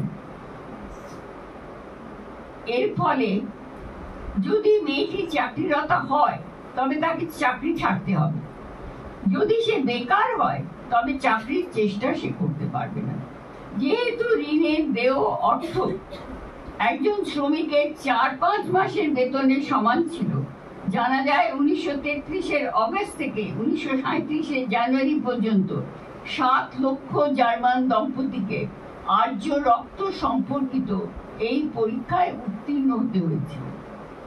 একই সঙ্গে 1933 সাল থেকে 1936 সাল পর্যন্ত আর্য রক্ত সম্পন্ন নবদম্পতির 10 লক্ষ মার্ক ঋণ হিসেবে বৃদ্ধি করা হয়। অধিক সন্তান উৎপাদনের জন্য এই নিয়ম চালু করা হয়েছিল যে একটি সন্তান জন্মালেই ঋণের 1/4 মুকুব করা হবে। সন্তানের সংখ্যার সঙ্গে সঙ্গতি রেখে পারিবারিক ভাতারও ব্যবস্থা করা হয়েছিল। এর ফলে নাৎসি সামরিক কর্তারা যা আশা করেছিলেন তাই হয়। সরকারের নিয়ন্ত্রণে আর্য সন্তানে দেশ ভরে যায়। ইহুদিদের হত্যার ফলে ইতিহাসে যে ধারা জার্মান সভ্যতাকে সমৃদ্ধির উচ্চ শিখরে বসায়, জোর করে সেই ইতিহাসকে বদলে ফেলার চেষ্টা চলে। নারীর প্রতি এই মনোভাব শুধু জার্মানি বা ইতালিতে নয়, ফ্যাসিবাদের উত্থানের ফলে সমগ্র পশ্চিম দুনিয়াতে বলবৎ হয়। শিল্পে সাহিত্যে তাই নারীর মাতৃমূর্তির জয় জয়কার ঘোষণা করা হয়। নারী মাতৃ ম্যাডোনা। কাঠে কলভিক্স তাই এর প্রতিবাদে আঁকেন পিয়েটা। এখানে মায়ের কোলে ক্রুশ থেকে নামানো মৃত যিশু, তরুণ শ্রমিকের মৃতদেহ আঁকড়ে বৃদ্ধা শ্রমিক রমণীর হাহাকার, শীর্ণ দেহে কোনো লালিত্য নেই। প্রাকৃতিক দৃশ্য বা চার্চের পটভূমি শোকের নির্মম অভিব্যক্তিকে কোনোভাবে আকর্ষণীয় করে না। এখানে মৃত্যুর কোনো সান্ত্বনাও নেই, নেই মাতৃত্বের কোনো গৌরব।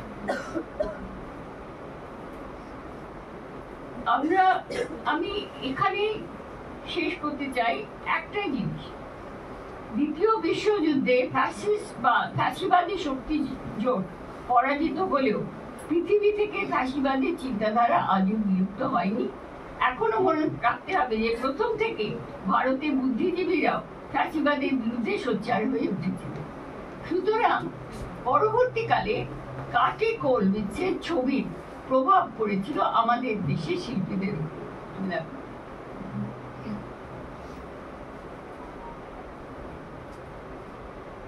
এটা হচ্ছে সুধীর খাস্তগিরের আঁকা ভুখা চাষি পরিবার।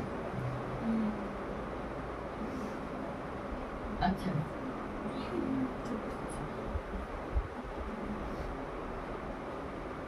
এছাড়া আমি যেটা দিইনি, সোমনাথ হরের অনেক ছবি, তাতেও কাঠে কলভিক্স, কারণ উনি ওই কাঠখোদায় এগুলো করতেন।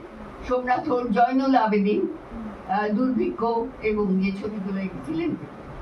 কাঠে কলভিক্স আসলে একটা পুরো নতুন নারীর মূর্তিকল্প আমাদের সামনে দিলেন, যেখানে তার শরীরে কোনো যৌন আবেদন নেই, এবং যা আছে সেটা হচ্ছে ভয়ঙ্কর শোষণের ছাপ তার সারা শরীরে। আমি তোমাদেরকে এবার অন্য ছবিগুলো, তার ছবিগুলো দেখাই।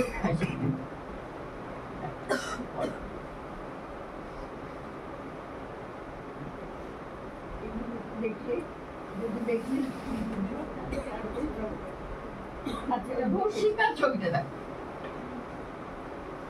এটা হচ্ছে ধর্ষিতা, বুঝতে পারছো? এর মধ্যে কোন রকম টিটিলেশন নেই। দেখো তোমরা, মানে একটা মৃতদেহ অসহায় এবং কিভাবে পড়ে আছে। সুতরাং আমরা যেটা দেখতে পাচ্ছি সেটা হচ্ছে, এই যে একটা কথা মনে রেখো, যে কোনো যৌন সম্মিলন, এমনকি ধর্ষণকেও একটা রোমান্টিক চোখে দেখা হতে পারে এবং হয়েওছে। যার জন্যে বলা হতো যে একটি মেয়ে ধর্ষিতা হলে তাকে পুনর্বাসনের জন্য যে তাকে ধর্ষণ করেছে তার সঙ্গে তাকে বিয়ে দিয়ে দেওয়া হবে, এবং বা যে ধর্ষণ করেছে তাকে বাধ্য করা হবে যে মেয়েটিকে ধর্ষণ করেছে তাকে নিয়ে। সেটা যে মেয়েটির পক্ষে সারা জীবন ধরে যে তারপরে সে ধর্ষিতাই হতে থাকবে এ কথা কেউ বলবে না। কিন্তু এই ধরনের একটা ছবি দেখলে আমরা বুঝতে পারি। আজকে আমাদের চোখের সামনে আমরা রোজ দেখি, খবর কাগজ খোলো প্রতিদিন দেখতে পাচ্ছি, এর মধ্যে নারীর শুধু অবমূল্যায়ন তা না, মানে এক ধরনের গোটা রাষ্ট্রীয় সন্ত্রাসের চেহারা আমরা পাই। এবং তার সেটা ভাষায় প্রকাশ করা যতটা যায় তার থেকে কিন্তু এই ধরনের ইমেজের মারফতে অনেক বেশি প্রকাশ করে। নেক্সট পরেরটা দেখো।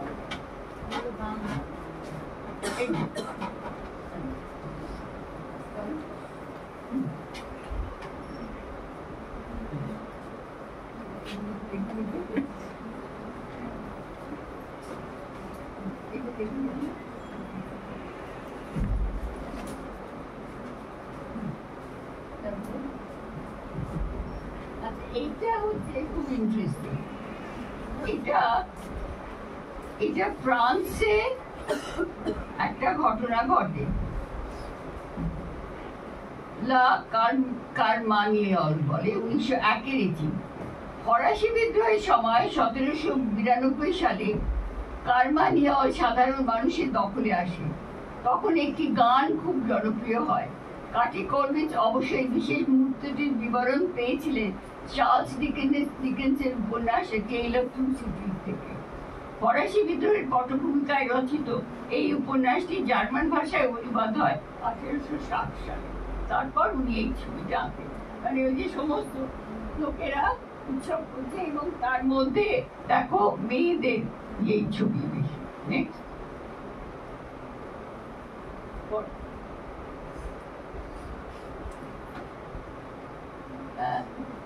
ওই যে ওই যখন রাশিয়ান রেভলিউশন হচ্ছিল, ওই যে তিনি অনেক পোস্টার আঁকতে আরম্ভ করলেন, তার মধ্যে এই পোস্টার।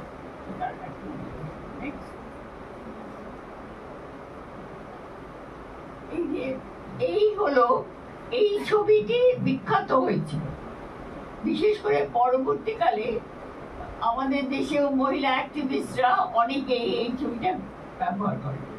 মানে এটা হচ্ছে এই যে সন্তান মানে ইয়েকে ভূমিষ্ঠ করলো মা, এই যে, কিন্তু এই মা কোনো ম্যাডোনা নয়, এই মার মধ্যে কোনো লালিত্য নেই, এবং এই মার চেহারা যা ইয়ে যা এবং যেভাবে সে ধরে রয়েছে বৌমা, প্রত্যেকে একে আরো জড়িয়ে ধরে আছে যে তাদের দুঃখ এবং এই যে ফিলিং অফ কমিউনিটি, বুঝতে পারছো?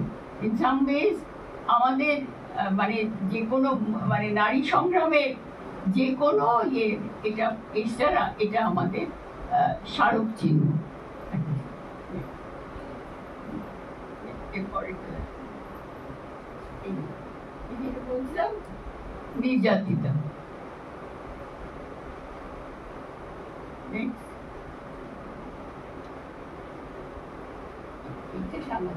এটা হচ্ছে মৃত্যু একটি নারীকে গ্রাস করছে, বুঝতে পারছি? দেখো পেছন থেকে একটা ইয়ে করছে আর সামনে থেকে তার ছেলে বাচ্চা তাকে জীবনের দিকে টানছে, আর এর মাঝখানে সে আসলে এইভাবে মারা যাচ্ছে। একটা রূপক ধর্মী ছবি, পাওয়ারফুল, তাই না?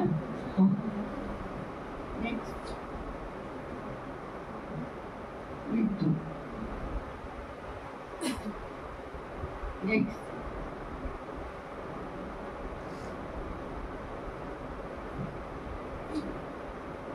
এটা হচ্ছে শ্রমিক পরিবার আর কি।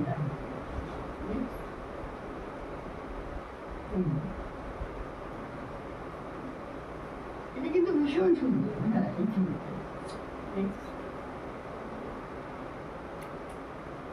নারী ও শিশু অধিকাংশই হচ্ছে বুঝলে ড্রয়িং, এগুলো হচ্ছে সব ড্রয়িং।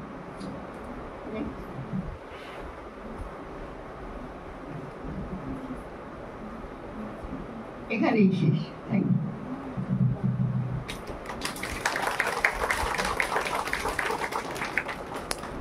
আমার খালি একটা জিনিস তোমাদেরকে বলার আছে, এটা আমি তৈরি করেছিলাম অনেক আগে, বুঝতেই পারছো। এটা লেখা হয়েছিল একটা মহিলা পত্রিকার জন্য একসাথে, তারা দুটো মোটে ছবি দিতে পেয়েছিল, তার মধ্যে কাটি করবেছে নিজের একটা ছবি।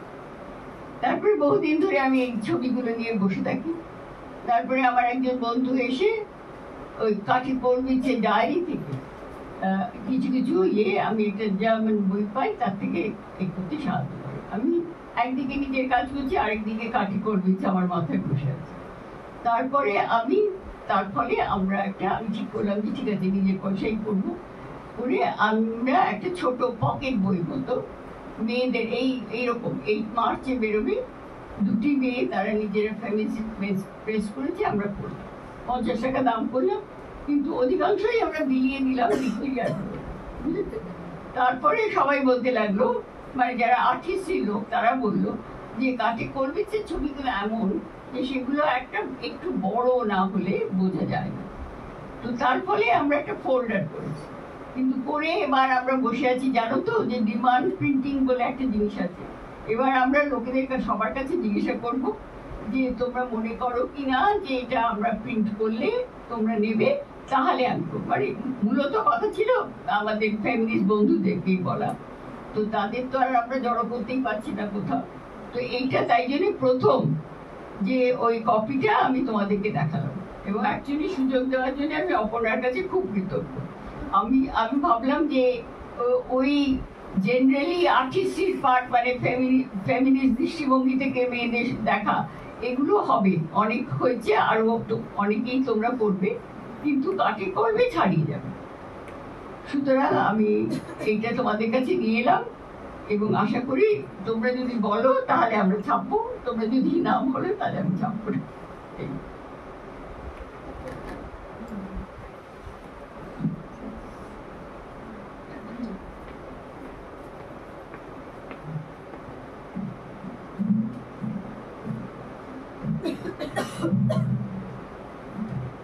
রত্নাবলীদি মোহিত হয়ে শুনছিলাম আপনার বক্তৃতা এবং ছবিগুলো দেখছিলাম।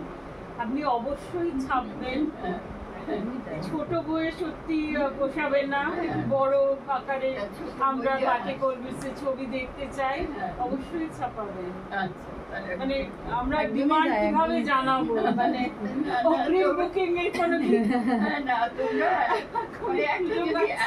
অ্যাসেসমেন্ট করো যে কজন লোক আমি। আচ্ছা ঠিক আছে, আমরা আমাদের ডিপার্টমেন্ট থেকে খোঁজ নিয়ে আপনাকে জানাবো ম্যামের মারফত। তাড়াতাড়ি জানিও। আচ্ছা আচ্ছা, অসাধারণ, এবং খুবই ভালো লাগলো এখানে আমাদের ছাত্রীরা। তো আমি জানি না অনেকেই ছবি আঁকে, হয়তো সবার মানে প্রতিভার সন্ধান এখনো পাইনি, তবে দুজনকে জানি যারা শিল্পের ইতিহাস এবং নারী শিল্পীদের নিয়ে গবেষণা করতে চায়, এগোতে চায়।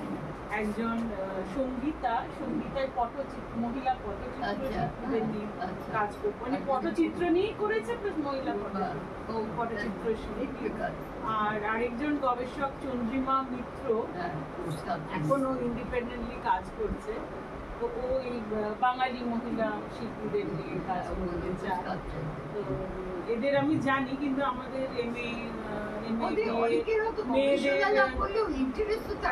হ্যাঁ, তোমাদের যদি কোনো প্রশ্ন থাকে আমাদের হিসেবে তো বলার কিছু থাকবেই। মানে একটা কাজ করো, তুমি ফোল্ডারে যে ছবিগুলো আছে সেগুলো একটু তুলে দেখাও, করে তাহলে বুঝতে পারবে যে কোয়ালিটি।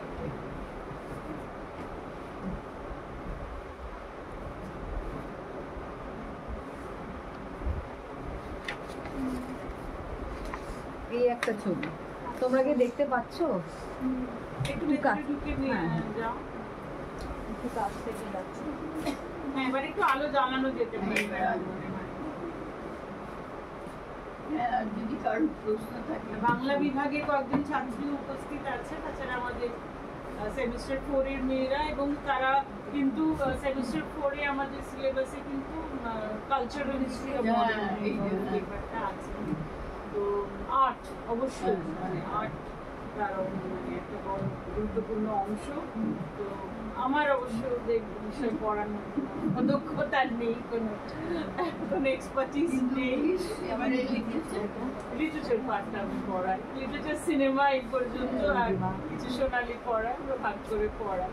তো লিটারেচার পার্টের উপরে জোর, কিন্তু আর্ট ভীষণ ইন্টারেস্টিং। মানে এবার আপনার কাছে মানে শিখে একটু পড়াতে চেষ্টা করতে পারি আমরা। হ্যাঁ, ওখানে একটু হয়েছে। আমি ছাত্রীদের মধ্যে থেকে প্রশ্ন আসুক, কিন্তু আমি একটু আপনাকে জিজ্ঞেস করছি যে এই সময় তো ঠাকুর পরিবারের মেয়েরা কেউ কেউ ছবি আঁকছে। হ্যাঁ, মানে ওনার যে টাইম, মানে ওনার যে জীবনের যে সময়, যেটা বললাম সময়কাল, তো সেটা ওনার সময় তো বাংলায় সুনয়নী দেবী ছবি আঁকছেন, তাই তো? তো তার মানে কোনোভাবে কি সুনয়নী দেবী প্রভাবিত হয়েছেন, বা কাকে কোলগেটসের ছবি কি দেখার সুযোগ হয়েছিল না? সুনয়নী দেবীর নিয়ে আমি পড়াশোনা করেছিলাম না। সুনয়নী দেবীর কোনো ছাপ পড়েনি, ছাপ তো পড়েনি। আর ওরা আসলে কাটে কোলগেটসের ছবি, ইনফ্যাক্ট এখানে জার্মান এক্সপ্রেশনিস্টদের ছবি লোকে বলে রবীন্দ্রনাথের উপর ইনফ্লুয়েন্স পড়েছিল। অবনীন্দ্রনাথ তো কিউবিজম দ্বারা ইনফ্লুয়েন্স হয়েছিলেন, এবং আরো অনেক কিছু। তাছাড়া এখানে ওই যে বাওয়াস তাদের এক্সিবিশন এসেছিল, এটা আমরা জানি। কিন্তু কাটে কোলগেটসের ছবি যদি এসে থাকে, সেগুলো অনেক পরে এসেছে, এবং এসেছে কমিউনিস্ট পার্টির পত্রপত্রিকার মাধ্যমে, বুঝতে পারছো? যার জন্য এসেছে নিশ্চয় তার সুধীর খাতুন কি করে পেলেন। কিন্তু মহিলাদের মধ্যে তো তখন সত্যি কথা বলতে কি, প্রথম দ্বিতীয় বিশ্বযুদ্ধের ছাপ যে সময়ের মধ্যে এরা বেঁচেছিলেন, মানে প্রতিমা দেবী, সুনয়নী দেবী থেকে ধরো প্রতিমা দেবী পর্যন্ত, মানে যারা শিল্পী বলে আমরা জানি ঠাকুর বাড়িতে তো বটেই, এরা শান্তা দেবী, সীতা দেবী, তারা যুদ্ধের ওইটুকু দেখছেন, মানে তার একটা চাপ বা এগুলো দেখেছিলেন, কিন্তু তাদের মধ্যে এই জিনিসগুলো আসেইনি। এবং আমাদের দেশে ওরিয়েন্টালিস্টরাই তো শিল্প চর্চা শুরু করেছিলেন, হ্যাভেলের মতো লোকেরা, যাদের সঙ্গে ঠাকুরবাড়ি যোগ ছিল, আর জাপানি আর্টিস্টরা। তার ফলে আঙ্গিকের ধরনটাই ভীষণ আলাদা ছিল। আর ওই এচিং, কাঠখোদাই, এই সমস্ত কোনো কাজ করে, ড্রয়িং করেছে, কিন্তু সেগুলো আর ওই একটা সিঙ্গেল লাইন দিয়ে বের করা, ওয়াশের কাজ, টেম্পোরার কাজ, এই ধরনের জিনিস একেবারেই এই ধরনের ছবি। সত্যি কথা বলতে এই ধরনের ছবি তো দেখছোই তো, পাশ্চাত্য শিল্প জগৎও কাটে কোলগেটসকে বের করে দিচ্ছে। এই শিল্পী নয়, এই প্রচারধর্মী ছবি আঁকে, এই পোস্টার আঁকে, বুঝতে পারছি। আচ্ছা, আর যখন এখানে কমিউনিস্ট মুভমেন্ট শুরু হচ্ছে, তো আমরা মানে লেখিকাদের পাচ্ছি, মানে কমিউনিস্ট মানে কর্মী, মানে তারা রাজনৈতিক কর্মী, এবং তারপরে মানে লেখালেখি করছে, এবং তারা ওই নাট্য আন্দোলনের সঙ্গে যুক্ত হচ্ছে। তো কমিউনিস্ট মহিলা শিল্পীদের কথা মানে কি আমরা জানতে পারবো, মানে সেভাবে সেরকম অবদান আছেন? সোমনাথ হোরের স্ত্রী ছিলেন রেবাহর, তিনি ডেফিনেটলি কমিউনিস্ট পার্টিতেও ছিলেন, ছবি আঁকতেন, কিন্তু অনেকটাই রেবাহর এক্সক্লুসিভ, মানে নিজের জগতে ভাবে ইয়ে করেছেন তা না। আর সত্যি কথা বলতে গিয়ে কমিউনিস্ট পার্টি থেকে ছবি নিয়ে যেটুকু মানে আলোড়ন হয়েছে, ইন্টারেস্টিংলি না, সেটা হচ্ছে বিষ্ণু দে করছেন যামিনী রায়কে নিয়ে। আর যেটা হয়েছে সেটা হচ্ছে সোমনাথ হোর, যিনি ছাত্র অবস্থাতেই পার্টি মেম্বার ছিলেন। আর জয়নুল আবেদিন না থাকলেও ওই মানুষ এবং দুর্ভিক্ষ, এই আমাদের এখানে দুর্ভিক্ষ, মানে আমাদের এখানে এই দুটো যুদ্ধের ছাপ কি, কালোবাজার, মানুষের কাজ যাওয়া, আমাদের যেগুলো অ্যাকসেপ্টেড কাজ সেটা থেকে আমরা মানে বেরিয়ে যাচ্ছি, গ্রাম থেকে লোকে এসে শহরের রাস্তায় এসে মারা যাচ্ছে, এবং বা ওই শ্রমিকের কাজ দিতে চেষ্টা করছে যেখানে তারা পারছে না। সুতরাং সত্যি কথা বলতে কি সেইভাবে যুদ্ধ আমরা তো দেখিনি। যুদ্ধের একটা প্রভাব একটা কলোনাইজ দেশ হিসেবে যে যে যারা যুদ্ধ করছে তাদের একটা কলোনাইজ দেশ হিসেবে আমরা পেয়েছি। আমাদের সোলজাররা গিয়ে মারা গেছে, আমরা খেতে পাইনি, আমাদের এখানে দুর্ভিক্ষ হয়েছে, এখানে ইয়ে হচ্ছে, কিন্তু আদৌই দুর্ভিক্ষের কারণে কিন্তু এখানেও মানে মেয়েরা, গ্রামের মেয়েরা, কৃষক মেয়েরা, তারা এই কর্পোরেশনে যেতে মণিকুন্তলা সেনে সেটা কথায় আছে। মানে আমি একটা আপনার দুটো যে ঝোঁক প্রধান মানে গবেষণার যে দুটো আগ্রহের যে বিষয় তার একটা মানে একটা জায়গায় একটা বিন্দুতে মিলে যাচ্ছে দেখতে পেলাম। সেটা হচ্ছে যে মানে রিপ্রেজেন্টেশন অফ প্রস্টিটিউটস ইন কাটে কোলগেটসের ছবি, এবং এখানে কিভাবে একটা মানে ডিসেক্সুয়ালাইজ মানে একদম ডিসেক্সুয়ালাইজ, তার কোনো টিটিলেশন নেই।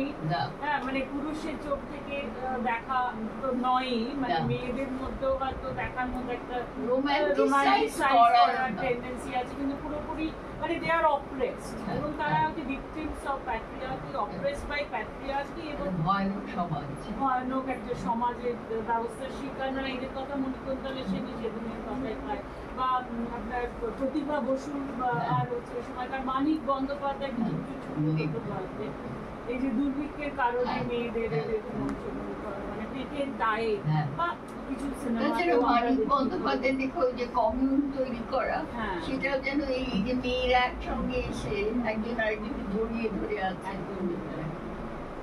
না মানে যে নাট্য আন্দোলন, যে গণনাট্য আন্দোলনের মধ্যে দিয়ে এসেছে, মানে উনি কি চর্চা আমি আসলে যেন তোর খুঁজতে চেষ্টা করেছিলাম যারা এই পিরিয়ডে 40s নিয়ে কাজ করছে, যে ওরা বলছে যে যেটা কমিউনিস্ট পার্টির মুখপাত্র ছিল না জনযুদ্ধ বা ইয়ে, তাতে তো এই ছবিগুলো ব্যবহার করতেই পারত, কিন্তু ও বলছে কিছু পাই। এখন আমার নিজে খুঁজে দেখতে বুঝতে পারছি, আমি যেটুকু দেখেছি এটা ঠিক কথা। চায়নাতে গেছি আর কিছু তো বোঝাই যাচ্ছে, মানে এক ধরনের ইয়ে নিশ্চয় এদের উপর পড়েছিল এই সম্রান্ত জয়নুল্লাহকে নিয়ে। মহিলা বলেই হয়তো মানে মানে আর তাছাড়া তুমি ভেবে দেখো, এটা এমন তো নয় যে এটাকে লোকে চালু করছে। আজকে বাহুবাসদের এক্সিবিশন এখানে আনতে পারে, কাটে কোলগেটসের ছবির এক্সিবিশন কে আনবে? সেটা ওই শুনছে। চন্দ্রিমা, তুমি কিছু বলো। হ্যাঁ ম্যাম, আপনি যেটা জিজ্ঞাসা করলেন যে সুনয়নী দেবী কিংবা ঠাকুরবাড়ির উপরে এরকম একটা এফেক্ট পড়েছে কিনা, আমার মনে হয় যে এই যে কাটে কোলগেটসের যে আঁকাগুলো, সেগুলো মূলত দুর্ভিক্ষ বা বেকারত্ব এই ধরনের জিনিসগুলোর উপর ভিত্তি করে। এবার আমাদের এইদিকে ভারতে এই ধরনের ঘটনাগুলো 1937-40 এইসবের দিকে হয়েছে, এবং আঁকাগুলো ওই টাইমেই দেখা যাচ্ছে, যেমন সোমনাথ ওর আরও যে সমস্ত সুদীপ হাসপাতাল এই ধরনের শিল্পীরা করছেন। এবং স্বাধীনতার পরবর্তীকালে সোশ্যালিজমের যে ইম্প্যাক্টটা পড়ছে, সেটা মীরা মুখার্জি বলুন বা অন্যান্য তাদের তখন শুধু দুর্ভিক্ষ বা শুধু বিপ্লব এই ধরনের রেগুলার যে মানুষরা রয়েছে, যারা শ্রমজীবী মানুষ রয়েছেন, রেগুলার শিশু, মা, মানে সাধারণ মানুষের দিকে যে নজরটা যাওয়া, মানে আমরা যদি তিনটে ভাগে ভাগ করি, তাহলে শুরুর দিকে যে সমস্ত মানে ঠাকুর পরিবারের হচ্ছে মাইথোলজিক্যাল যে বিষয়গুলো নিয়ে আঁকা হচ্ছে, রাধা কৃষ্ণ, যেমন কি যেন মহিলার নাম, আমি কাজ রানীচন্দ্র এই ধরনের যে কাজগুলো করছেন, সেগুলোতে ওয়াশের কাজ রয়েছে, সেগুলোতে ওয়াটার কালার রয়েছে, তারা নিজেরা হাতে রং তৈরি করে সেগুলো করছে। তার পরবর্তীকালে এই যে ইচিং বা উড গ্রেভিং বা এগুলো ইন্ডিয়ান আর্ট কলেজ বা ইন্ডিয়ান আর্ট কলেজ ড্রাফটসম্যানশিপ যেগুলো কলেজগুলো তৈরি হওয়ার পর একাডেমিক ইয়েতে চলে এলো আর কি, সিলেবাসের মধ্যে। তার আগে এগুলোর অতটা ইয়ে ছিল না, মানে ততটা ইম্প্যাক্টফুল ছিল না। ইয়েতে সিলেবাসে আসার পর এগুলোর প্র্যাকটিসটা বেশি হতে শুরু করে। মহিলা শিল্পীদের কথা ভারতে মানে কম্পারেটিভলি অনেক কম, মানে অপর্ণা রায় না অপর্ণা পর এরকম কিছু একজন, হ্যাঁ বালিয়া, ওনারা শুরু করেন, কিন্তু এইরকম ইম্প্যাক্টফুল কাজ এখানে মহিলাদের দ্বারা খুঁজলে পাওয়া যেতে পারে, কিন্তু এখন অবধি সেই রকম আকারে মানে পাওয়া যায়নি। আর এই যে এই ধরনের যে শিল্পগুলো মানে সোশ্যালিজমের যে ইম্প্যাক্ট, সেটা তো অবশ্যই নেহেরুর টাইম থেকে, এবং যে চৈতন্য এই যে মার্ক পত্রিকার প্রথম যে ওপেনিংটা হয়, সেখানে যে একটা লেখা হয় যে চৈতন্যদেবের যে কোটটা তুলে মানুষ সবার উপরে মানুষ সত্য তাহার উপরে নাই, এই কোটটা দিয়ে যে তার আঁকার যে ইম্প্যাক্টটা, মানে তার এই যে লাইনের যে ইম্প্যাক্টটা আঁকার উপরে পড়ছে, সেটা কিন্তু 1950 মানে 1950-56 এই টাইম পিরিয়ডের মধ্যে, মানে 50-এর দশক থেকে আমরা মোটামুটি দেখতে পাই। এই ধরনের কাজ সুনয়নী দেবীর টাইমে বা ঠাকুরবাড়ির টাইমে পাওয়া যায় না, তারপর থেকে পুরুষদের কাজ পুরুষদের কাজে তো এখানে নেই। দুর্ভিক্ষ যখন এবং সেটাও পুরুষদের দ্বারা নির্ধারিত টপিকের উপরেই ওনারা কাজ করছেন, নিজেরা যে খুব নতুন কিছু করছেন তা নয়, মানে নির্ধারিত টপিকের বাইরে ইভেন নোট স্টাডিও করতে দেওয়া হতো না, প্রশ্নই ওঠে না, কোনো ছিল না। এমনিতে আর্ট কলেজেও যে হতো সেটা একটা কাণ্ড। আচ্ছা, আমাদের এই যে সেমিস্টার 4 এর মেয়েরা সেমিস্টার 4 উঠেছে, তারা আমি জানি যে অনেকে ওই পরীক্ষা দিলে উইমেন স্টাডিজ, ওই সুনয়নী দেবী, প্রতিমা দেবী তোমাদেরকে পড়তে হয়েছে তো, ভিজুয়াল আর্ট আর ভিজুয়াল রিপ্রেজেন্টেশন। কি হলো, কিছু বলো? উনি যা আসে জিজ্ঞেস করুন না, কোনো প্রশ্নই বোকা নয়, কেউ আসবে না। আর্টিস্টদের সম্পর্কে জিজ্ঞাসা করতে হবে না। তোমরা ওই সময়কার যুদ্ধের সময় সেইটার ইতিহাসও কতটা মানে আমরা জানি না। তো অনিন্দিতা কিছু বলবে? কিউরিয়াস জানতে, কারণ ওই সময় তো জার্মানিকে গোটা ইউরোপের দেশগুলো আবার অন্যরকম ভাবে দেখছে, কারণ জার্মানি সেই সময় একটা অন্যরকম পলিটিক্সের ক্ষেত্র হয়ে উঠছে। তো সেই সময় তো আমরা ওরাটা কোচের ব্যাপার হচ্ছে যে আইদার জার্মানিকে সাপোর্ট করতে হবে অথবা জার্মানির বিরুদ্ধে নামতে হবে। হ্যাঁ, তো সেখানে শিল্পীদের স্ট্যান্ড কি ছিল?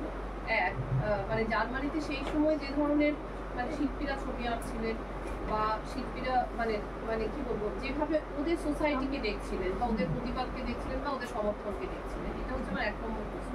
আর 2 নম্বর প্রশ্ন হচ্ছে যে যেহেতু উনি একদম ভিন্ন মানে ধারার একজন শিল্পী ছিলেন, তো আমার শুনেই মনে হচ্ছে যে উনি নিশ্চয়ই অনেক প্রতিরোধের মুখে পড়েছিলেন। তো আমি জানতে চাই যে সেই সময় পুরুষ শিল্পীরা ওনাকে কিভাবে দেখেছেন আর মহিলা শিল্পীরা ওনাকে কি চোখে দেখেছেন, বা আদৌ কি ওনারা কিছু বলেছেন? ওদের কি ভয়েস ছিল নাকি ওরা ভয়েসলেস হয়েছিলেন? সরি, আমি অনেক প্রশ্ন জিজ্ঞেস করছি। না মানে দেখো, আমি তো ওয়ান্স এগেইন এক্সটেন্সিভলি বিষয় জানিও না, তবে আমি এই যে যেটা বললাম, একটা ঠিকই প্রথম দিকে কাটি করবিচের ছবি ওই রকম ভাবে প্রদর্শিত হলো এবং ওভেশন পেল। তারপরে যখন উনি ওই প্রপাগান্ডামূলক ছবি আঁকতে আরম্ভ করতেন, ওই রাশিয়ান রেভলিউশনকে সাপোর্ট করো, কার্লের মৃত্যু, তারপরে তখন এরা বললেন যে ও পোস্টার আঁকছে, প্রজাধর্মী ইয়ে আঁকছে, শিল্পীর মূল শিল্পীদের মধ্যে সে বাদ, এবং সেটা ওকে এফেক্ট করেছে।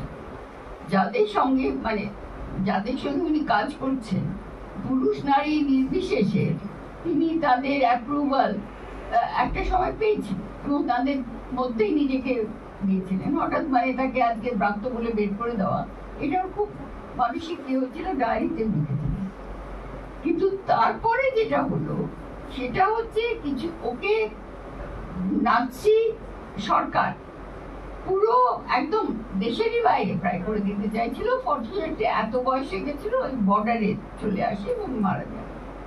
সুতরাং এর জীবনে যেটা আমরা বুঝতে পারছি সেটা হচ্ছে নাৎসি ইয়েরা, জার্মানদের দলে যারা যেসব শিল্পীরা ছিল তারা তো ওকে মানবেই না, কিন্তু আন্তর্জাতিক ক্ষেত্রে যে শিল্পীদের সঙ্গে তিনি যোগাযোগ রাখতে পারতেন এবং নিশ্চয় রেখেও ছিলেন বা তারা রাখতে পারতেন, আমার মনে হয় তারাও ওকে আর সেই জায়গায়, মানে ধরো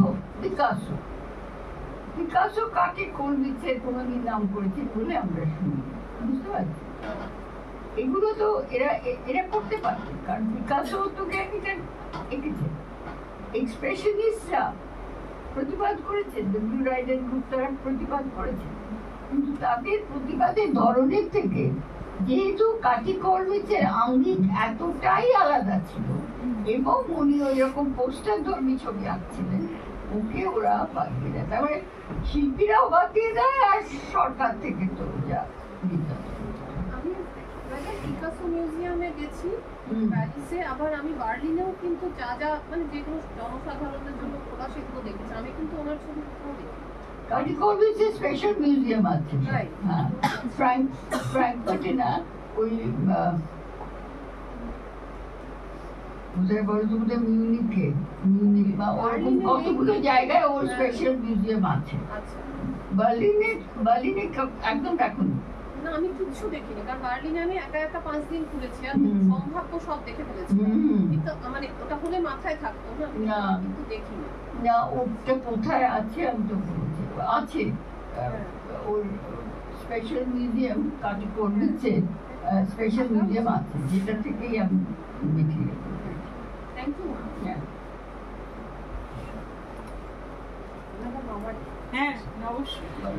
ম্যাডাম আমার জাস্ট ওই যে first world war second world ওয়ারের ন্যাসিজম যখন এতটাই মানে বাড়বাড়ন্ত মানে এবং ইহুদিদের উপরে টর্চার হচ্ছে, তখন আমরা দেখছি যে যে সোলজাররা তাদের সঙ্গে কলেজ পড়ুয়া মহিলাদের মানে মেয়েদের, অল্প বয়সী মেয়েদের সহবাস করানো হচ্ছে এবং তাদের ওই সন্তান জন্ম দিতে হচ্ছে এবং তাদের ওই দুটো কি তিনটে, তারপরে কোয়ালিটি নষ্ট হবে বলে। কিন্তু তার এই মেয়েগুলো কি হচ্ছে, এদের ভবিষ্যৎ? না না, তাদের আবার অনেক সময় বাড়ি পাঠিয়ে দিচ্ছে, না, মেনে নেওয়ার কোনো প্রশ্ন না, ওটা তাদের কর্তব্য এবং পরিবার তো মানছে, বুঝতে পারছো? এটা হচ্ছে মেয়েদের শরীর হচ্ছে ওই যে আর্য যোদ্ধা, সুতরাং সে তো যাচ্ছে এবং এটা তার লজ্জার তো কোনো প্রশ্নই ওঠে না। আর দ্বিতীয়ত মেয়েটিকে তারপরে তার বাড়িতে পাঠিয়ে দেওয়া হচ্ছে, কিন্তু এই সময় দেখলে তো লেখাপড়াও তাদের খুব কমে যাচ্ছে, লেখাপড়া কাজ করা সবকিছু কমে যাচ্ছে। ওই খালি পরবর্তীকালে তাদের কিছুদিন বাদে বিয়ে দিয়ে দেওয়া হতো, যাতে তারা আরো সন্তান মানে সমাজে সেটা গ্রহণযোগ্য। হ্যাঁ, একেবারে।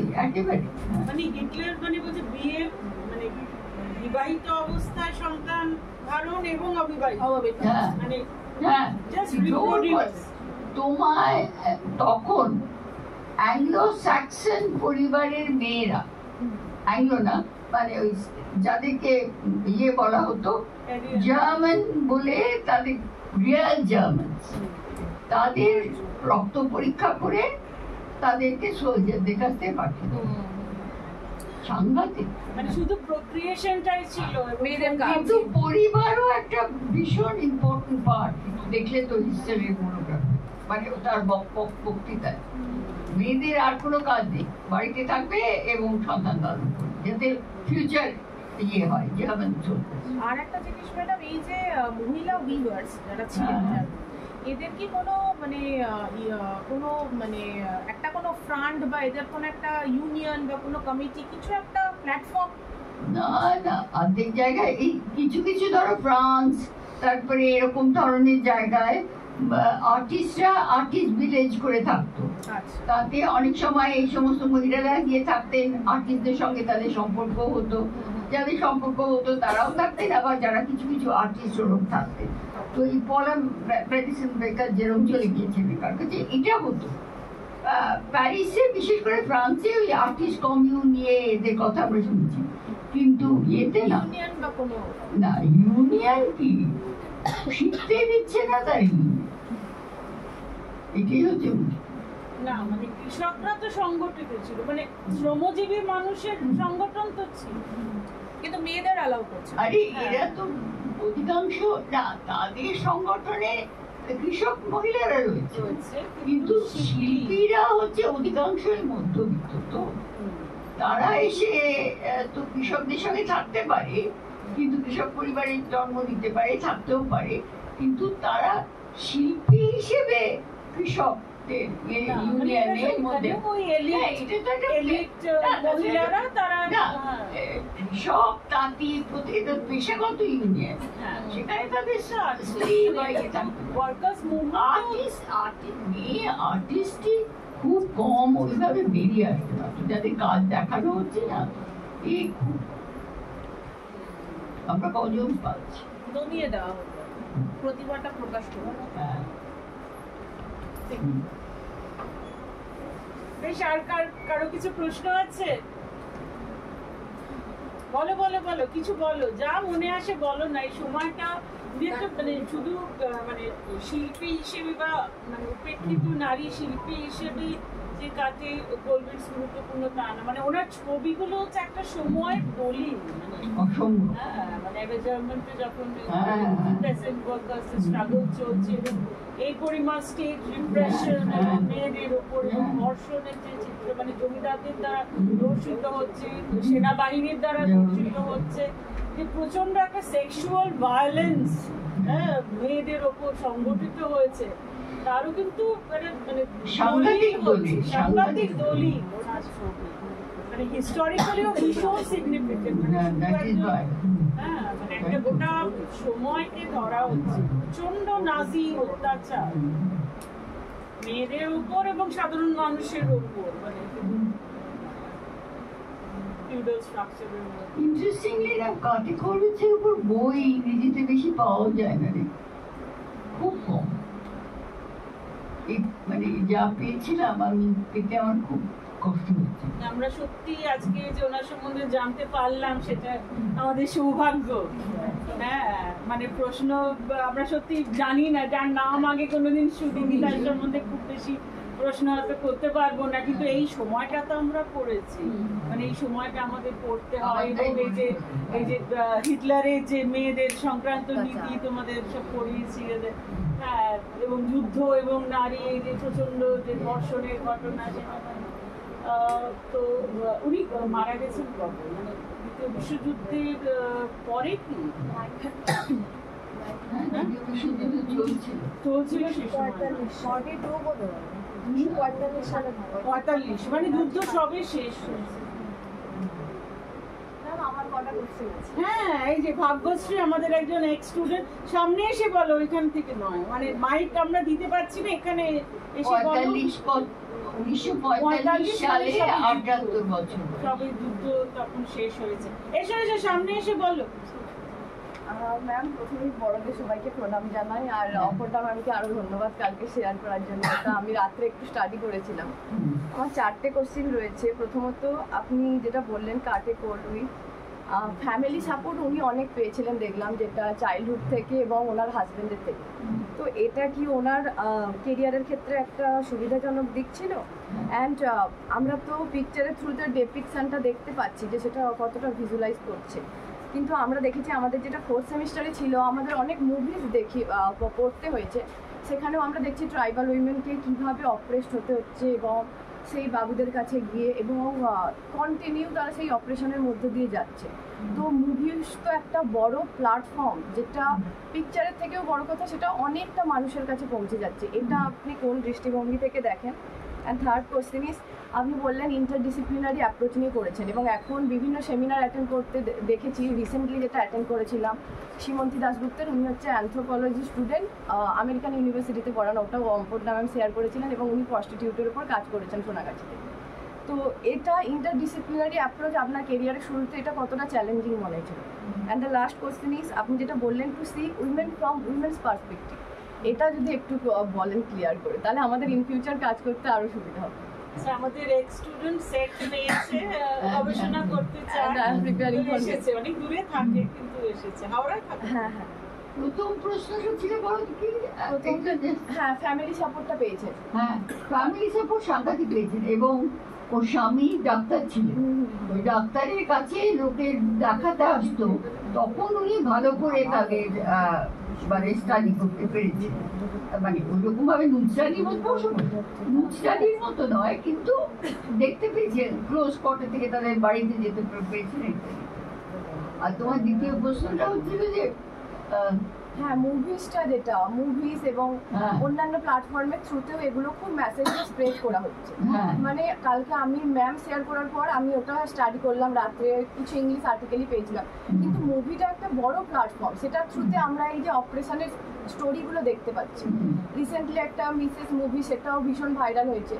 তো আপনি কি মনে করেন মুভিজ একটা বড় প্ল্যাটফর্ম হতে পারে এই মেসেজগুলো স্প্রেড করার জন্য? ডেফিনেটলি এই সময় কিন্তু প্রথম আর দ্বিতীয় বিশ্বযুদ্ধের মধ্যে ছবি নিশ্চয়, ফিল্ম তো খুব ভালো ভালো ফিল্ম হয়তো তোলা হয়েছিল, কিন্তু সেটা সাধারণের মধ্যে কতটা সার্কুলেট করতে আমি জানি না। এবং তার জনরাও রয়েছে। হ্যাঁ মানে আর এটা তো ঠিকই যে আঁকা ছবির মানে ওর মতে আঁকা ছবি নিয়ে মানুষের কাছে পৌঁছতে পারাইটাই একটা সাংঘাতিক। সুতরাং উনি এক হিসেবে যেরকম বলা হচ্ছে যে উনি ইজেল এটা বর্জন করছেন, উনি গ্যালারিও বর্জন করতে চেয়েছেন, তাই জন্যই বেশি করে পোস্টার এঁকেছিলেন। পোস্টার যেগুলো যে কোনো জায়গায় লাগিয়ে দেওয়া যাবে, বুঝতে পারছো?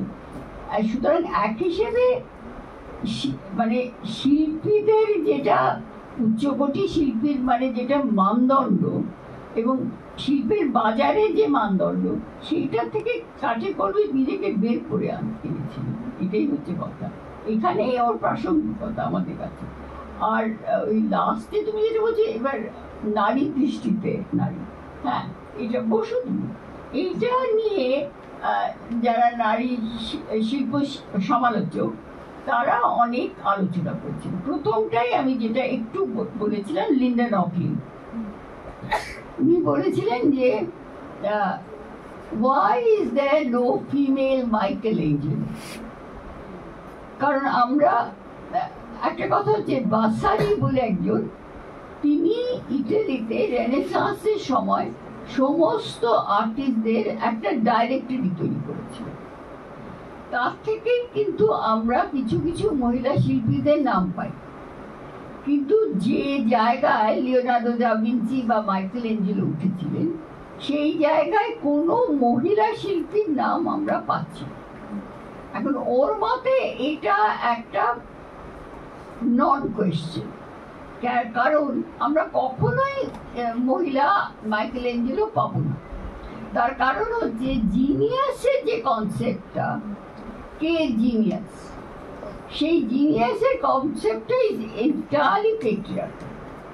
এবং একজন শিল্পী যাকে জিনিয়াস বলা হচ্ছে তার কাজের যে দিকটা দিয়ে দেখা হচ্ছে সে পুরোটাই হচ্ছে পেট্রিয়ার্কাল নর্মসের মধ্যে দিয়ে গেছে। যার জন্য এই যে পিকাসো বলেছিলেন ওই পিতার বিরুদ্ধে পুত্রের বিয়ে, তো মেয়ে তো নেই সেখানে, সুতরাং মাতার তো প্রশ্নই উঠছে না, বুঝতে পারছো? নো আর্ট স্টেপ আছে। এবার তো পেট্রিয়ার্কের কথা তো আমরা জানি, হিজ স্টোরি বলা হচ্ছে, এবার তার বিরুদ্ধে আমরা লিখছি হার স্টোরি। প্রথম হলো যে এই মহিলাদের খুঁজে বের করা, সেই প্রসেসেই কাঠিকলবিসের উপর কিন্তু খুব সুন্দর ফিল্মও আছে, বুঝেছো?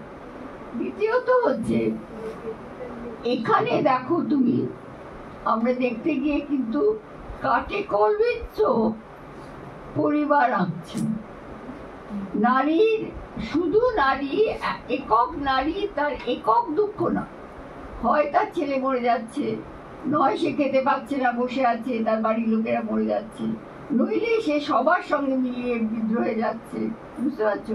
নইলে একে অপরকে জড়িয়ে ধরে থাকছে, যাদেরকে জড়িয়ে ধরছে তারা সবাই মেয়ে। সুতরাং এখানে মেয়েদের নিজস্ব অভিজ্ঞতা, এবং এই জন্যই আমি হিটলারের ওইগুলো তোমাদের পড়ে শোনালাম, যে হিটলারের মত, হিটলারের পরিবারের ধারণা থেকে কাঠিকলবিসের মতো লোকেদের ধারণা কিরকমভাবে আলাদা ছিল। তবে একটা কথা হচ্ছে ওই যে যেটা পলা ভ্যান্ডারসন বেকার, তিনিও কৃষক রমণীর মধ্যে ম্যাডোনা পাচ্ছেন, এবং ছবি যখন আঁকছেন তখন তার সেই ম্যাডোনার শরীরে অনেক লালিত্য আছে, কিন্তু কাঠিকলবিসেরটাও অভিজ্ঞতা। পলা ভ্যান্ডারসন বেকারের ম্যাডোনা সার্টেনলি রেনেসাঁসের অন্য আর্টিস্টদের মানে পুরুষ আর্টিস্টদের ম্যাডোনা থেকে আলাদা। তারা ধরো অনেকে ছবি আছে যে বাচ্চা কোলে তোমার দিকে তাকিয়ে বসে আছে, স্তনদান করছে তাও অডিয়েন্সের দিকে, মানে এক ধরনের ফিমেল বডি, তার সেটা নার্চার করছেও যখন, তখনও কিন্তু তার মধ্যে এক ধরনের সেক্সুয়াল অ্যাপিল আছে। এবং বিকাশও যেরকম বলতেন, যৌনতা ছাড়া কোনো শিল্প হয় না। কিন্তু এখানে কাটি কলবেটসের মতো লোক থেকে আরম্ভ করে পরবর্তীকালে যে মহিলা শিল্পী তারা যেটা দেখিয়েছেন সেটা হচ্ছে শরীর, একটি নারীর শরীর তার নিজের নিয়ন্ত্রণে নেই, এবং যখন নেই তখন সে প্রতিবাদ করতে বাধ্য হচ্ছে। শুধু নিয়ন্ত্রণে শুধু যৌন সঙ্গমের কথা হচ্ছে না, তুমি সন্তান ধারণ করবে কিনা, তাকে কিভাবে লালন পালন করবে, তোমার শারীরিক পরিশ্রম দিয়ে তুমি কতটা এবং কিভাবে এই একটা গোটা পরিবারের নার্চারার হিসেবে কাজ করবে, এগুলো ক্রমশ মেয়েদের লেখার মধ্যে থেকে যেরকম বেরোচ্ছে তেমনি মেয়েদের ইতিহাস থেকেও বেরোচ্ছে। যেরকম ধরো ভিক্টোরিয়া, মানে ভার্জিনিয়া উলফ, রুম অফ ওয়ানসোন। এই রুম অফ ওয়ানসোন যখন তিনি লিখছেন তখন কি রুম অফ ওয়ানসটা কি, সেটা তো হচ্ছে কয়েকজন লেখকদের সমালোচনা, কিন্তু এটার নামটা এই মানে একটা ঘর আমার থাকবে তো, পড়ার ঘর, আমার একটা লাইব্রেরি থাকবে তো, আমার নিজস্ব কিছু থাকবে তো, তা না হলে আমি কি করে আমার নিজস্ব দৃষ্টিভঙ্গিটা বের করতে পারবো। তারপরে ধরো ওই যে সঙ্গে রত্নগুলি দিই, তাহলে এই আর্টিস্টরা কি আঁকার জন্য ঘর মানে তো ওই পলা বা এই তো পলা ম্যাডিসন বেকারের সম্পর্কে শুনছি, তো উনি ওই আর্টিস্টদের ভিলেজে গিয়েছিলেন।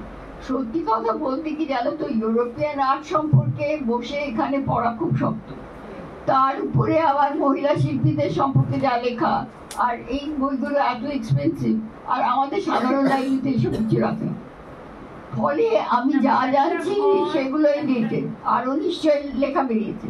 তবে এটা আমি জানি যে ইমপ্রেশনিস্ট, এক্সপ্রেশনিস্ট সবাই এরা ওই ঘুরে ইয়ে করে থাকতেন, এবং সেখানে মহিলারা থাকতেন। মুশকিল হচ্ছে কি জানো, ধরো রোদার একজন বান্ধবী ছিলেন, পরবর্তীকালে নারী শিল্প ঐতিহাসিকরা যখন তার কাজ করতে আরম্ভ করলেন, এই যে স্কাল্পচারের কথা বলছি, তারা বললো এই মহিলার কাজ রোদাকে ছাড়িয়ে গেছে, এই রোদার শিষ্য ছিল কিন্তু, এবং ওর সঙ্গে কিন্তু পরবর্তীকালে ও যা কাজ করতে আরম্ভ করলো সে কিছু কিছু ক্ষেত্রে রোদার কাজকেও ছাড়িয়ে দেয়, বুঝতে পারছো? এখন একে খুঁজে পেয়ে তারপরে এর একটা ছোট মিউজিয়াম প্যারিসে আছে, আমি দেখেছি। কিন্তু কথাটা হচ্ছে যে প্রত্যেকটা জায়গায় কিন্তু খানিকটা আইসোলেটেড হয়ে যাচ্ছে। Women artists forming a commune and staying by themselves, এটা আমরা এখন যদি আমরা ভালো করে খুঁজে লেসবিয়ান আর্ট এইসব দেখতে আরম্ভ করি, থার্ড জেন্ডার এসে যাওয়ার সঙ্গে সঙ্গে তো এটাও পাঠ গেল, এগুলো যদি আমরা দেখি তাহলে আমরা বুঝবো নিশ্চয় ছিল, নিশ্চয়। আর মেয়েরা কমিউন করে থাকতোই, তবে জায়গা নিয়ে মারামারি সে পুরুষ শিল্পীদের ছিল, মেয়ে শিল্পীদের তো বটে, থাকবেই সব জায়গাতে। ম্যাম আরেকটা যে লাস্ট কোশ্চেন ছিল, ইন্টারডিসিপ্লিনারি অ্যাপ্রোচটা কতটা চ্যালেঞ্জিং, ইন্টারডিসিপ্লিনারি অ্যাপ্রোচটা কতটা চ্যালেঞ্জিং ছিল আপনার কাছে?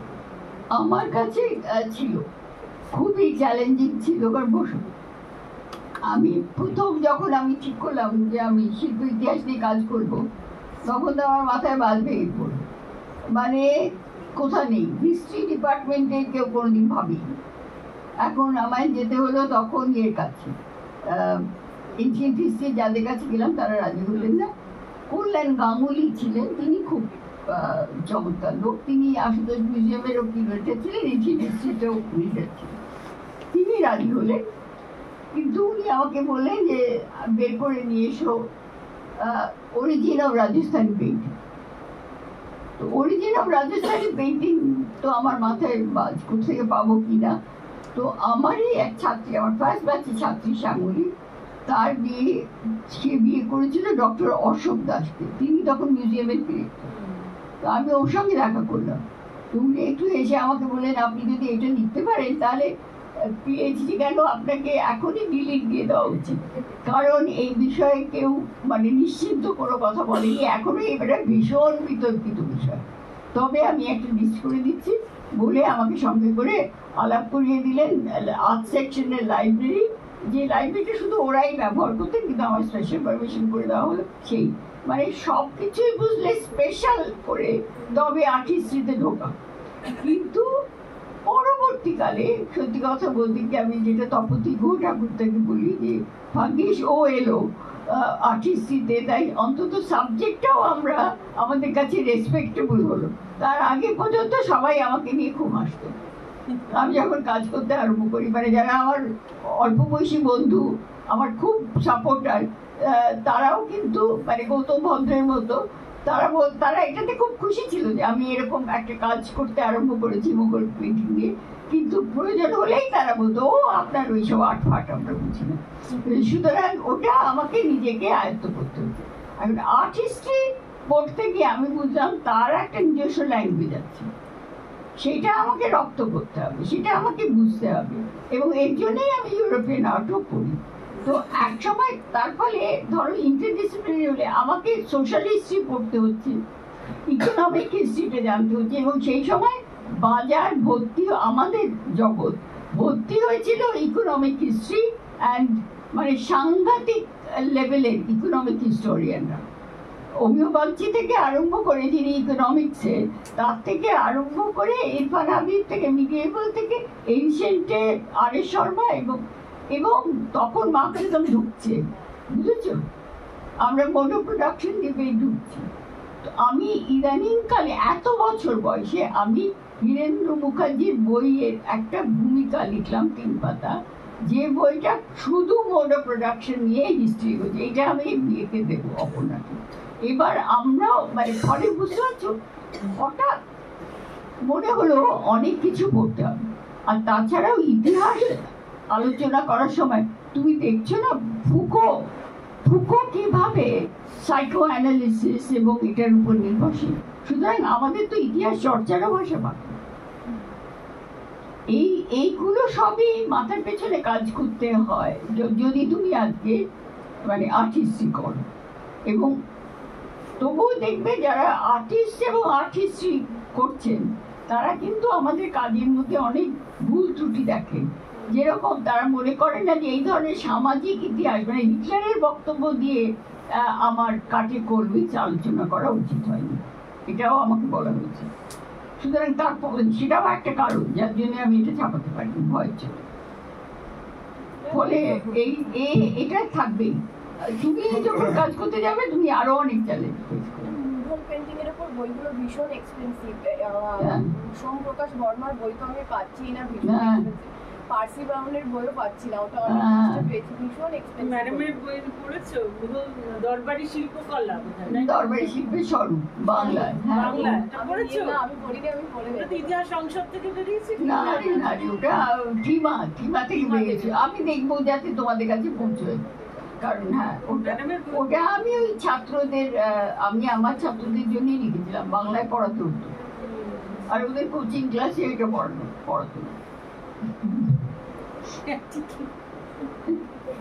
আমাদের চ্যালেঞ্জ তো অনেক রকম হয়েছে, বুঝতে পারছো? কোচিং ক্লাসের সঙ্গে প্যারালাল রেস, এমন কিছু পড়াবো যেটা কোচিং ক্লাসে নেই।